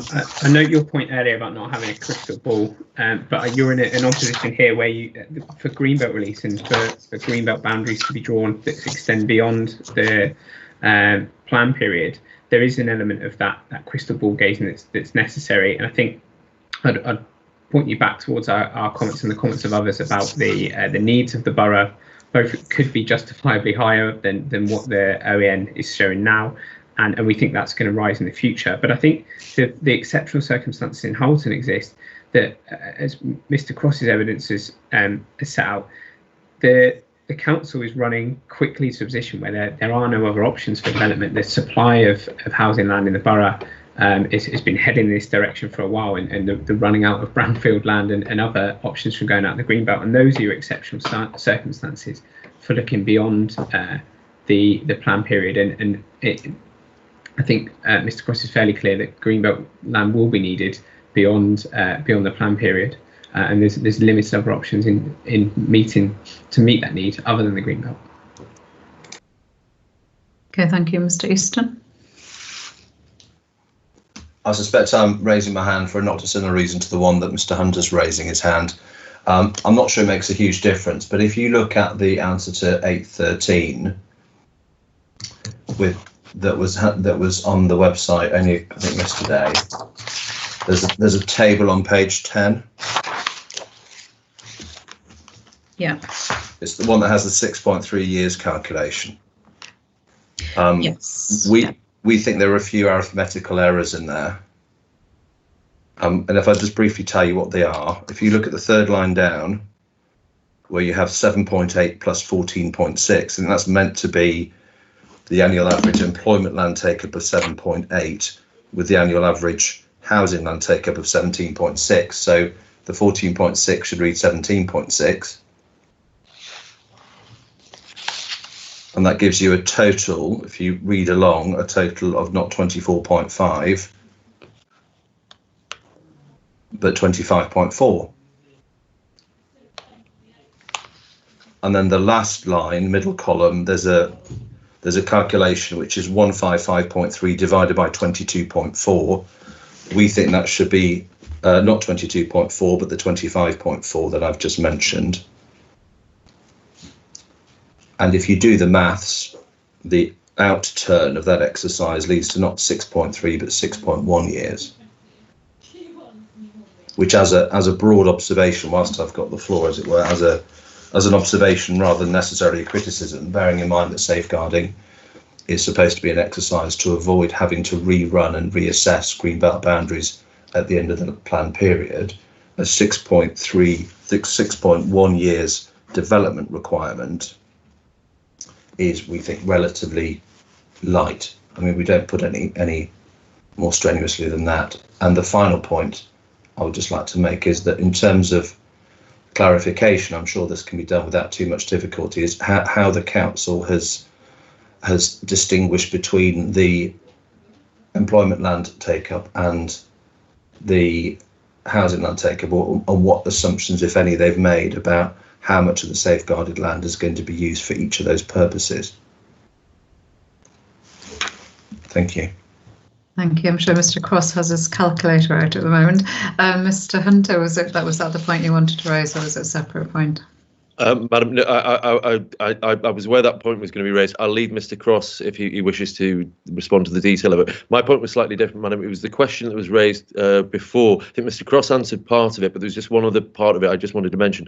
The suggestion was that the areas of safeguarded land, or at least several of the areas of safeguarded land, didn't fit the description in the MPPF of being land between the green belt and the urban area. I've had a quick look at the policies map again to check, and I don't think that is correct.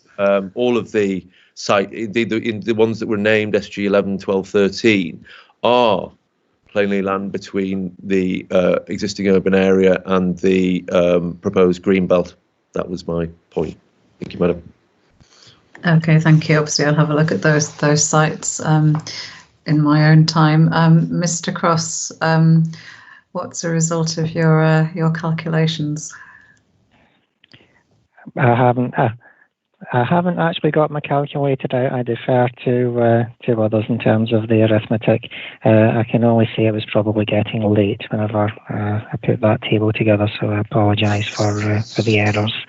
In terms of the split of uses on the safeguarded land, no, the plan hasn't identified particular uses for particular sites. We think it's appropriate that the plan shouldn't do that, because that will obviously be a matter for a future plan review.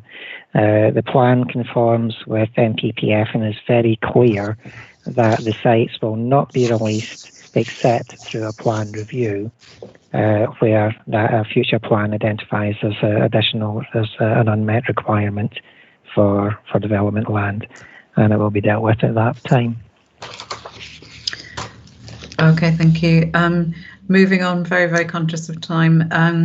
In terms of the deliverability of those sites, obviously you alluded to the fact that there was sort of perhaps question marks or more uncertainty in relation to those sites than other sites. But does the council have sufficient confidence that those sites could come forward, in future years?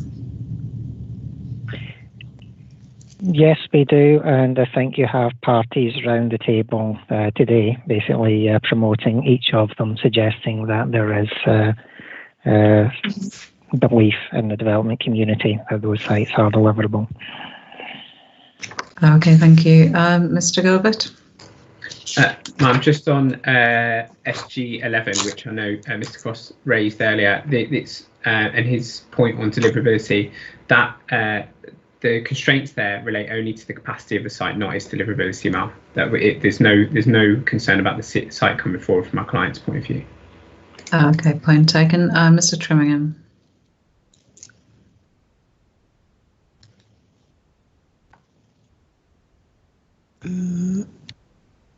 Thank you, ma'am. Sorry, can you hear me now? Yes, we can. In relation to table 5.3, and if there is an arithmetical exercise to be undertaken, the top line of that is employment land and has the figure of 180 hectares.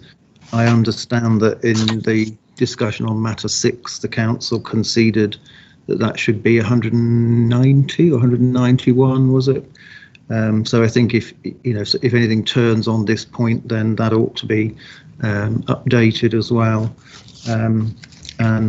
You've seen from our representations that we align with what Mr. Easton has said, that it looks a bit light in terms of safeguarded land that ensures greenbelt boundaries have the relevant amount of permanence and accommodate future development needs. Okay, thank you. We shan't revisit the employment land debate that we had last week, but point noted. Thank you. Just in terms of the approach set out in policy GB2 to safeguarded land, I'm aware there have been representations that there should be a trigger point, essentially, or a review point, which would allow those sites to come forward. Can I just, I'm just sort of short-circuiting the discussion somewhat by saying that. Mr. Cross, can I have your view on that, please? We would just draw the inquiry's attention to MPPF paragraph 139 point D, which quite clearly states that planning permission for permanent development of safeguarded land should only be granted following an update to a plan which proposes the development. Okay, thank you. Are there any other points in relation to the wording of the policy? Sorry, I'll probably stole some of the participants' thunder in saying that. Mr. Burns. Thank you, ma'am. We've raised these in our hearing statement and our original submissions, but the current wording of the policy is essentially more restrictive than Greenbelt policy for any development. I don't necessarily, well, it's up to the council, but I don't necessarily think that was the intention, but it really does affect, especially in my clients' land interest. Obviously there's an operational business on it, so on part of it, so I just welcome the council re-looking at that wording of that policy, because it can't be the case that safeguarded land should have greater protection from development than Greenbelt land, as is currently the case with the wording. Thank you. What is the specific part you thought was more restrictive than Greenbelt land, Mr. Burns? Just in the general, well, you obviously with Greenbelt you have exceptions where development is appropriate. Here we've got very specific restrictions, and development has to be essential for agriculture, forestry, outdoor recreation, and for other purposes, or necessary to the operation of existing uses, or it's a temporary use. Obviously that doesn't allow for limited infilling or anything like that, which would have otherwise been appropriate if it were to remain Greenbelt land. So you're saying it should be more akin really to the control of development in GB1? It certainly shouldn't. It certainly shouldn't be more restrictive than that. Yes. Mr. Cross, can I just get your view on that, please? We think it's appropriate in terms of it's quite clear that it follows the MPPF that planning applications won't be permitted until the land won't be allowed to be promoted for won't be allowed for development until a subsequent plan review. I think effectively we're talking, I say not wanted to go into specific details, but we're talking about GB03, which is land in the same ownership that wraps around the northern portion of a business. The actual business itself is located on a different parcel, which isn't shown as safeguarded. So I don't think that the operation of that policy would necessarily impinge upon the continuing operation of a long-standing business in the north of the borough. But just taking a step back, if a planning application were to come forward on safeguarded land for one of the proposals that would fall within, say, the criterion set out in the MPPF and GB1, how would that be considered in the context of the the wording in policy GB2.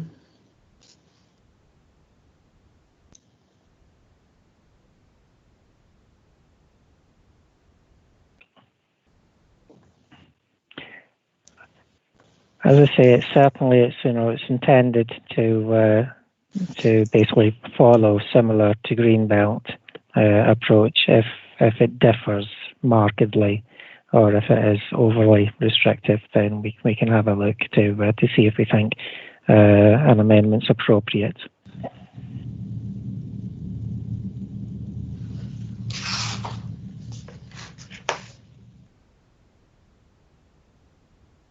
Can I leave that with the council to have a look at? Yeah.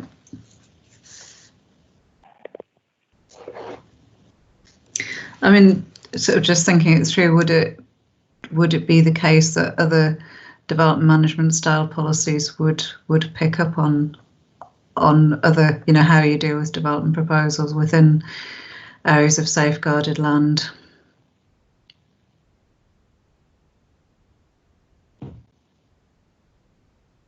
Looking at the plan as a whole and taking the point that the plan should be read as a whole,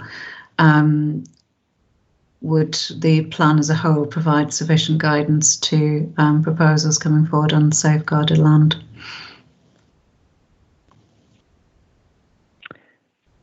Depending on the nature of the proposals, yes, we do have policies in place that should cover most eventualities. Obviously, I say there's always the exceptions. I say the intention of GB2 is to effectively provide the least, the minimum, the same protection as afforded to Greenbelt sites until such time as a subsequent plan deems that they're required for development. So, say if the juggling, if the balance is, if it's tilted slightly beyond that, I say we can have a look. But I would say we were confident at the time that was an appropriate approach. Okay, well I'll leave that for you to have a look at. Mr. Plant. Ma'am, it was just to make the point. The main difference that's been raised is the limiting infilling.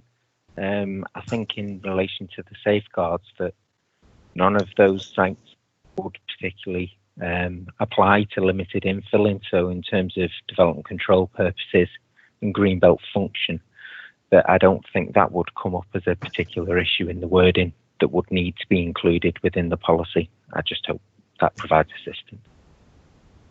Okay, thank you, Mr. Burns. Sorry, I use the infilling purely as an example. As a second example, if you want, you can look at the potential reuse or redevelopment of existing sites, which GB1 would permit, but GB2 wouldn't. Thank you. Yeah, I mean, there is a difference in that, safeguarded land is not, would not be in the green belt. So there is a difference there. But I think in terms of looking at whether general development management policies would, sort of provide sufficient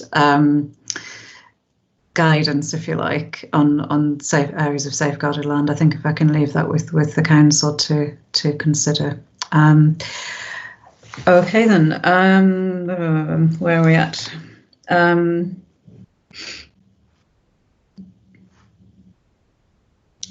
Okay, well I think that covers my questions that I had. I'm very conscious of time. Some of us are supposed to be back here for 2 o'clock.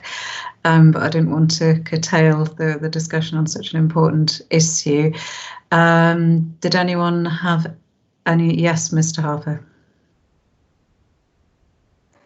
I was just wondering whether we were going to get an updated set of figures that were discussed near the start of the session. Yes, I think we need to leave Mr. Cross and his team time to prepare those. And that would be an action point that we'll have on the list. And once they are prepared, they can go onto the website. So if you can keep an eye on the website, and there will be a period of 7 days to comment from when they go on the website. Okay then, is that everything? Can I just, in terms of the council's team, I'm not sure how many of the other participants are due back. I think there's 2 or 3 who are supposed to be due back for the discussion on the interim mitigation strategy. Is sort of 20 minutes sufficient time to allow, sort of a bit of respite and to refresh, or should we allow, I don't know, till 2:10? Would that be okay? Madam, can I say for my part, would 2:10 would be helpful if you were prepared to start a little later. Yeah, so we don't want to have indigestion from we do our lunch too fast. Is Lynn there? Yeah.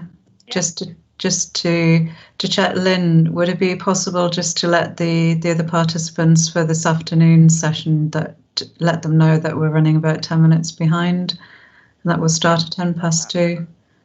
Would that be okay? Yeah, that's fine. Oh, okay, that's brilliant. Well, thank you all very much for your participation. It's been an interesting discussion, and we shall adjourn until 2:10. Thank you very much.